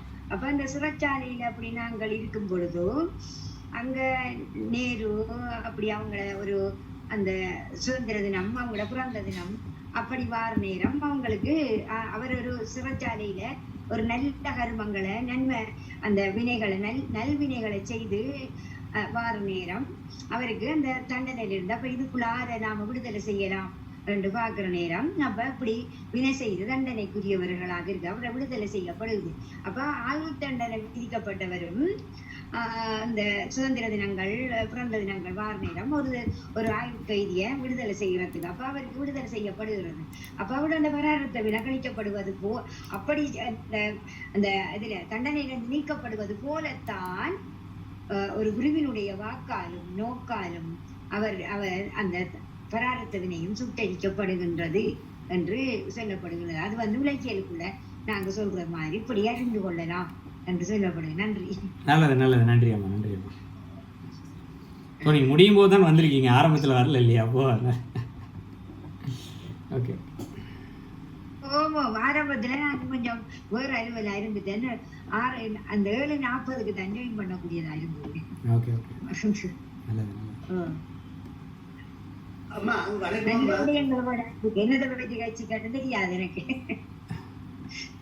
திருமந்திரம் தான் ஒரே ஒரு பாட்டை தான் எடுத்துக்கிட்டோம் இந்த இடத்துல. உள்ளம் பெருங்கோயில்ன்ற ஒரே ஒரு பாட்டை மட்டும் எடுத்துக்கிட்டு அது சிவபூசை தலைப்பில் வரும் இல்லையா? ஸோ சிவன் என்றால் என்ன, பூசை என்றால் என்ன, அப்புறம் உள்ளம் என்னால் என்ன, அந்த ஒவ்வொன்றாவுக்கு ஒரு பொருள், இப்படி நிறையா சொல்லிக்கிட்டே வந்தோம்.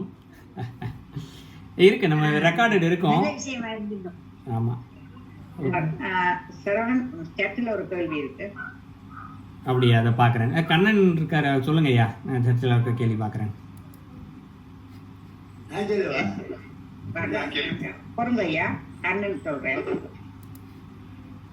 நான் பேசுறது கேக்குதுங்களா? கேக்குது, சொல்லுங்க சார். இல்ல இது நல்ல கேள்வியா அப்படின்னு தெரியல. இல்ல இப்ப நார்மலா இப்ப இந்த இவரு மார்க்கண்டேயன் இதை சொல்லும் போது இவரு யமதர்மர் யாரு பண்ற நல்லது கெட்டது எல்லாமே பார்த்து கரெக்டா பண்றவர் யமதர்மர். அவருக்கு தான் கொடுத்துருக்காங்க. சோ இப்ப மார்க்கண்டேயன் என்ன நல்லது பண்ணிருக்காரு, என்ன முடிஞ்சிருச்சு அப்படின்றது அவருக்கு கண்டிப்பா தெரிஞ்சிருக்கணும் இல்லையா? அவருக்கு தெரியறதுக்கு முன்னாலேயே அவர் பசங்க வீசிட்டாரா, சிவபெருமான் தடுத்துட்டாரா? அது எப்படி அந்த இடத்துல அந்த இது நடக்குது, எப்படி அது மிஸ் ஆச்சு அவருக்கு தெரியாம? இல்லை, தெரியாமல் இல்லை, இது க்ஷண நேரத்தில் நடப்பது. உதாரணத்திற்கு இந்த ஒரு வினாடி நேரம்னு சொல்லுவோம் இல்லையா? இப்போ ரயில் போகுது, பயணம் போனால் ஒரு வினாடியில் விட்டவர்களும் இருப்பாங்க இல்லையா? தூரத்தில் பார்த்துக்கிட்டே இருப்பாங்க, வினாடி போகும் இல்லையா? அதுபோல் அந்த இறைவன் எப்போ எட்டி மிதிக்கிறாரு அப்படின்னா அவருடைய அந்த தத்துவங்களை கடந்து நின்ற அந்த வினாடி தான் அவர் எட்டி மிதிக்கிறாரு தவிர்த்து அதுக்கு முன்னாடி எட்டி மிதிக்கலை. என்ன சரிங்களா? அவருக்கு தெரியாமல் இல்லை, அவருக்கு தெரியும். அவருக்கு தர்மருக்கு, அவருக்கு யம தர்மருக்கு அந்த இதுவும் தெரியும். அவருக்கு தெரியாமல் அல்ல, இவருடைய தத்துவங்களை அவர் கடந்து சென்று கொண்டிருக்கிறார் அப்படின்றது தெரியும். ஆனால் கடந்து கொண்டிருக்கிறார் என்பதுதான் தெரியுமே தவிர்த்து கடந்து விட்டார் என்பது இல்லை. ஏன்னா அவர் கடக்கலை. ஸோ கடக்காத பட்சத்தில் இவர் தன்னுடைய கடமையை செய்ய வேண்டும். இந்த இடத்துல இவர் கடந்துருவாரு, கொஞ்ச நேரம் நம்ம காத்துக்கிட்டு இருப்போம்னு சொல்லி அந்த இடத்துல காத்துக்கிட்டு இருந்தாருன்னா அவர் தன்னுடைய தர்மத்தை மீறியவர் ஆவார் இந்த இடத்துல இல்லைங்களா? ஸோ அதனால் அவர் தன்னுடைய பணியை செய்ய போகிறார் அந்த இடத்துல. சரிங்களா? நல்லது. இன்னொரு கேள்வி. உங்களுக்கு நான் சத்தம் கேட்டபடியே மியூட் பண்ணினேன். ஓ அப்படியா? ஓ நீங்கள் தான் மியூட் போட்டிங்களா? அவர் தான் போட்டுட்டாருன்னு நினைச்சேன். நான் தான் போட்டேன். என்கிட்ட சத்தம் வந்து பின்னால. ஆமாம், ஏதோ கடக்குன்னு ஒரு மாதிரி சவுண்டு கேட்டுச்சு. சரி, ஓகே கண்ணன், உங்கள் கேள்விக்கு பதில் கிடைச்சிட்டுதுன்னா நீங்கள் ஓகே. இல்லை சப்போஸ் மேலும் கேள்வி இருந்தால் நீங்கள் மியூட் எடுத்துகிட்டு கேளுங்க நீங்கள். இல்லைங்க, பதில் கிடைச்சிருச்சு. நல்லது நல்லது நல்லது. ஸோ சாட் பாக்ஸில் பாலா ஒரு கேள்வி கேட்டிருக்காரு. ஞானிக்கு ஞானமே பாரம் என்று சொல்லப்படுவது ஏன்? இதுதான் கேள்வி கேட்டிருக்காரு. ஞானிக்கே ஞானம் என்பது பாரம். இதுக்கு ஞானிக்கு ஞானமே பாரம் என்னென்னா, ஞானம் என்று சொல்லப்படுவதே முதல்ல அறிவு தான். ஸோ ஞானி ஆட்டார்னா அவர் பேரறிவை பெற்றுவிட்டார் அப்படின்ற ஒன்று. இரண்டாவது, அவருக்கு அந்த அறிவே ஏன் பாரமாக இருக்குது அப்படின்னு பார்த்தா, இறைவனிடம் இரண்டரை கலக்க வேண்டும் என்றால் தூய்மையாக இருக்க வேணும். எதுவுமே இருக்கக்கூடாது அந்த இடத்துல, சுத்தமாக எதுவுமே இருக்கக்கூடாது. அறிவு என்பது அணு அளவு இருந்தாலும் அது என்ன செய்யும்? ஆராய்ச்சி பண்ண சொல்லிக்கிட்டே இருக்கும். இறைவனை மேற்கொண்டு என்ன செய்யலாம், அவருக்கு எப்படி நல்லது பண்ணுறது, இல்லை அவர் எப்படி பூசிக்கிறது இல்லையா? இப்போ ஒரு ஞானி, உச்ச நிலை பெற்ற ஞானியாக கூட இருக்கட்டும், என்ன பண்ணுவார்? கண்ணை மூடி உட்காந்து தவம் செய்வார், இல்லை இறைவனை சிந்திப்பார், இல்லை மந்திரம் சொல்வார், ஏதோ ஒன்று செய்வார் இல்லையா? ஏன் அதை செய்கிறார்? அவர் தனக்கு தெரிந்த ஞானத்தில் இதை செய்ய வேண்டும் என்பதனால் அவர் செஞ்சுக்கிட்டே இருக்கார். அப்போ இறைவனை அடைய அது உதவுமா அப்படின்னா, இறைவனை கலக்கும் போதெல்லாம் விட்டுடணும் அந்த இடத்துல. சரிங்களா? இப்போ உதாரணத்துக்கு இயேசுநாதரே இருக்கும், அவர் சிலுவையில் அடைஞ்சாங்க. நிறையா முறை இதை சொல்லியிருக்கேன். அவர் உண்மையிலே ஒரு ஞானி தான், ஒரு சித்தர் தான் அவர். ஆனால் அவரை பிரித்து வேறு ஒரு மதம் ஆக்கிட்டாங்க, அது வேறு கதை விட்டுடுங்க. ஆனால் அவர் உண்மையிலே ஒரு சித்தர். அவர் என்ன செஞ்சார்? அவர் சிலுவையில் அடையும்போது கடைசியில் பைபிளில் சொல்லப்பட்டிருக்குமே, இறைவனை ஏன் என்னை கைவிட்டேன்ற ஒரு வார்த்தையை பயன்படுத்தியிருப்பார். அவர் அந்த வார்த்தையை விட்டதுக்கப்புறம் தான் இறைவனோடு போய் அந்த இறைவனை உணர்வார், அந்த இடத்துல முழுமையாக உணர்வார். ஏன்? அது வரைக்கும் அவர் இறைவனை வேறாகவும் தன்னை வேறாகவும் அவர் சிந்தித்து வச்சுட்டு இருப்பார் அந்த இடத்துல. அப்போ இல்லையா, இறைவன் ஒருத்தர் இல்லையோ அப்படின்னு ஒரு சந்தேகம் வந்துடுச்சு அவருக்கு இல்லையா? அப்போ அந்த இடத்துல அவருக்கு ஒரு அறிவு வந்து தடுத்துக்கிட்டே இருந்திருக்கு இந்த இடத்துல. இறைவன் வேறு தான் வேறு, இறைவன் வேறு தான் வேறுன்ற ஒரு சிந்தனை. இறைவன் இங்கோ இருந்தே வந்து என்னை காப்பாற்றுவார், ஆகாசத்துலேருந்து காப்பாற்றுவார், சக்தியாக வந்து காப்பாற்றுவார், வெளியில் தேடிக்கிட்டே இருக்கார் இந்த இடத்துல. ஸோ தனக்குள்ளத்தான் இருக்கா. ஏன்னா அவர்கிட்ட இருக்க அறிவு அதை அப்படி தான் தேட சொல்லி இறைவனை தனியாக பார்க்குறாருன்றதுனால தான் அந்த பிரச்சனை. இறைவனே என்னை கைவிட்டீர் அப்படின்னும் போது அப்போ வெளியில் இறைவன் இல்லை அப்படின்ற அவருக்கு ஒரு ஞானம் அப்போ தான் அவருக்கு வருது இந்த இடத்துல. அது வந்தவனே தான் அந்த அறிவு அவரை விட்டு போகுது. அந்த அறிவு போனவனே தான் ஆஹா இறைவன் நமக்குள்ள தான் இருக்கார், இதுதான் இறை சக்தியான்றது அவர் தெரிஞ்சதுக்கு அப்புறம் தான் அவர் ஞானத்தையே பெற்றார். அதற்கு பின்பாக அவர் அங்கிருந்து கிளம்பி இமயமலைக்கு வந்து தியானம் செய்தார் என்பதெல்லாம் வேறு கதை. அதுக்கு நிறையா நூல்கள்லாம் இருக்குது, சான்று நூல்கள் நிறையா இருக்குது. ஸோ ஞானிக்கு ஞானமே பாரம். ஏன்னா இது அவங்கள இறைவனை அடைய விடாமல் தடுத்துக்கிட்டே இருக்கும். இன்னும் கொஞ்சம் பூஜை செய்ய, இன்னும் எத்தனை லட்சம் ஜபம் பண்ணுறது, எத்தனை நாள் தியானம் பண்ணுறது, எப்படி சுத்தமாக இருக்கிறது, இப்படித்தான் அவங்க சிந்தனை போயிட்டே இருக்கிறதுனால பாரம் என்று சொல்லியிருப்பார்கள். இது சாதாரண ஞானிகளுக்குத்தான் இந்த கேள்வி பொருந்துமே தவிர்த்து உச்சபட்ச ஞானிக்கு இந்த கேள்வி பொருந்தாது. அதாவது சித்து நிலையை அடைந்தவர்களுக்கு இந்த கேள்வி பொருந்தாது, சாதாரண ஞானிகளுக்கு இது பொருந்தும். என்னுடைய இது கேள்வி என்னன்னு சொன்னா, மனிதன்ல இருக்கிறதுக்கு பாவ மன்னிப்பு கொடுக்கிறது அரசாங்கம். ஆனால் அது இந்த கட்சி சார்பாக உள்ளவர்களுக்கு தான் அது மன்னிப்பு கொடுக்கப்படுகிறது. அதால வினை தீர்வு உண்டாதான் என்னுடைய கேள்வியா இருந்தது. அதாவது இதை ரெண்டு கோணத்தில் பார்க்கலாம் ஐயா.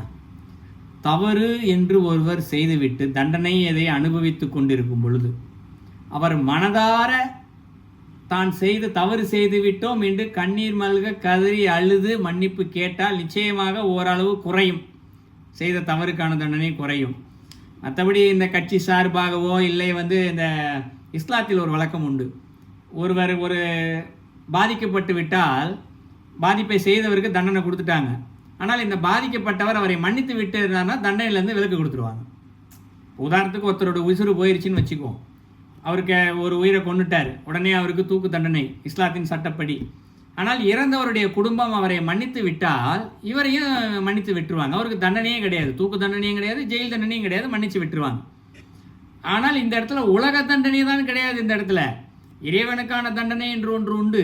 அந்த தண்டனை எப்படி போகும்னா, இந்த தண்டனை விதிக்கப்பட்டவர் கதறி அழணும், ஆகா நான் தவறு செய்து விட்டேனே இறைவா, இன்னைக்கு இப்படி ஒரு தவறு என்னுடைய அறியாமையினால் தலைவி செய்ய என்னை மன்னித்து விடு என்று அவர் அனுதினமும் கவலைப்பட்டு தன்னுடைய கண்ணீர் விட்டு அழுது தவிர்த்தால் மட்டும்தான் அந்த பாவம் போகுமே தவிர்த்து, இல்லை என்றால் இறைவனுடைய தண்டனை நிச்சயமாக காத்து கொண்டு தான் இருக்கும். அதை அவர் அனுபவித்தே தீர வேண்டும். இந்த இடத்துல ராமரே ஆனாலும் ராமாயணத்தில் யுத்தம் செய்து சிலரை கொண்டால் அதற்கான தண்டனை உண்டு. அவர் பூஜை செய்தான் தன்னுடைய பிரம்மகத்தி பாவத்தையே போக்கிக் கொண்டார். இந்த இடத்துல ராமரே ஆனாலும் உண்டு நிச்சயமா. சரிங்களா? வணக்கம் வணக்கம் வணக்கம் ஐயா. வணக்கம் ஐயா. எப்போ வந்தீங்க? நான் இப்பதான் வந்தேன் ஐயா. நாங்கள் முதலோட கூட்டத்துக்கு போக வேண்டியிருந்தது. உங்களோட முழு இதையும் கேட்க முடியாமல் போயிட்டு உங்களோட தலைப்பை பார்த்தேன்னா உள்ளம்பெருங்கோயில் ஊனுடம்பு ஆலயம். உள்ளமண்டா என்ன, ஊனண்டா என்ன, கோயில் என்றா என்ன, ஆலயம் என்றா என்ன, பூஜை என்றால் என்ன என்றெல்லாம் நீங்க சொல்லியிருப்பீர்கள் என்று நான் நினைக்கிறேன். உண்மை சொன்னோம். சொல்லியிருப்பீர்கள். சொல்ல வேணும், அதை சொல்லாமல் அதே முடியாது. இந்த உள்ளமும் ஊனும் எப்படி ஒன்றுபட்டு இருக்குது. உள்ளமண்டா என்னண்டா உயிர், ஊன் என்பது உடம்பு. உயிரும் உடம்பும் சேர்ந்து உள்ளம் பெருங்கோயில், ஊனுடம்பு ஆலயம். அப்ப நாங்க ஆலயமாக மாற்ற வேண்டிய ஒரு கட்டாயம் இருக்கின்றது. இறைவனை அடையணும் என்றார். அதுக்கு என்ன செய்ய வேணும்? இங்கே சொன்னீங்க பூசை செய்யுங்க என்று சொல்லி. இங்கே ஒரு சொல்லியிருந்தால் பூவால செய்யப்படுவது பூசை. அதுதான் இங்கே திருமூல சொன்ன உள்ளம் பெருங்கோயில் ஊனுடம்பால் என்ற ஊன் ஆனது இறைவனை ஆலயமாக கொள்ளக்கூடிய இடமாக இருந்தால் நாங்கள் இந்த 8 விதமான தன்மைகளையும் இறைவனுக்கு சமர்ப்பிக்க வேண்டும். கொல்லாமல் இருக்க வேண்டும், பொய் சொல்லாமல் இருக்க வேண்டும், தவம் செய்ய வேண்டும், உண்மை கொள்ள வேண்டும். சரியா? அப்படியான 8 விஷயங்களை பொறாமல் கொள்ளக்கூடாது, மற்றவர்களுக்கு என்ன புறம் கூறக்கூடாது. இப்படியான விஷயங்கள் எல்லாம் 8 புஷ்பங்கள் 8 மலர்களை குறித்திருக்கின்றது. அந்த வகையில நாங்கள் அந்த இறைவனுக்கு அர்ப்பணித்தால் உள்ளம் தூய்மையா இருக்கணும். தூய்மையான இடத்துல தான் நாங்கள் இருப்போம். என்ன, நாங்களும் வீடு குப்பையா இருந்தால் அதை கூட்டி அந்த எல்லாத்தையும் அழித்து செய்து கழுவி போட்டு தான் போயிருப்போம். அதே போல எங்களுடைய ஊனும் இந்த மலங்களால, மல அழுக்களால தூய்மையற்று அசுத்தமாக இருக்கும். அந்த அசுத்தத்தை நீக்க வேண்டும் என்று சொன்னால் இந்த உள்ளத்தை பெருங்கோயிலாக மாற்ற வேண்டும் என்றால் தூய்மையாக. அப்ப அந்த சுத்த நிலையை உண்டாக்குறதுக்கு நாங்கள் இந்த பாசத்தில பற்றில உலகியல் இன்பங்களிலிருந்து எங்களை விடுவிக்க வேண்டும். இதைத்தான் திருமுறை சொல்லியிருக்கிறார். அந்த வகையில இந்த கருத்துக்கள் அமைஞ்சிருக்கும் என்று நினைக்கிறேன். நீங்கள் சில கேள்விகளுக்கு விளக்கமான வயதை கூறியிருக்கிறீர்கள், பலருடைய கருத்துக்களுக்கு சொல்லியிருக்கிறீர்கள். இங்கே தண்டனை பெற்றவருக்கு விடுதலை கிடைக்கிறத பற்றி சொல்றீங்க. இந்த தண்டனையில நீங்க சொன்னீங்க அந்த அரசாங்கமோ அல்லது அந்த ஆட்சியாளர்களோ அந்த விடுதலை செய்தாலும் இறைவனுடைய தண்டனையில தப்பையில. சரியா? நாங்கள் பாவம் செய்தால், வினை செய்தால் வினைக்குரிய தண்டனை அனுபவித்தே ஆக வேண்டும். தாம் செய்த வினை தாமே அனுபவிப்பர்.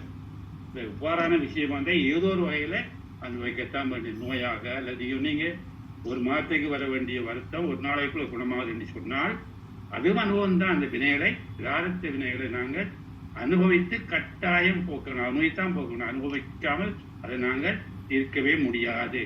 அது இந்த பிறப்பில் இருந்திருக்கலாம், அல்லது நன்மை செய்யலாம், வேறு வேறு செய்யலாம், அந்த இறை வழிபாடு செய்யலாம். அப்படி பல விதமாக நாங்கள் அனுபவிக்கலாம் என்ற கருத்துக்களை இங்கே பரிமாறப்பட்டது. அருமையான விளக்கங்கள், அருமையான கருத்துக்கள், அருமையான கேள்விகள். எல்லாரும் நன்றாக அவதானித்து உங்களுடைய உரையை கேட்டிருக்கிறார்கள் என்பதை உணர முடிகின்றது.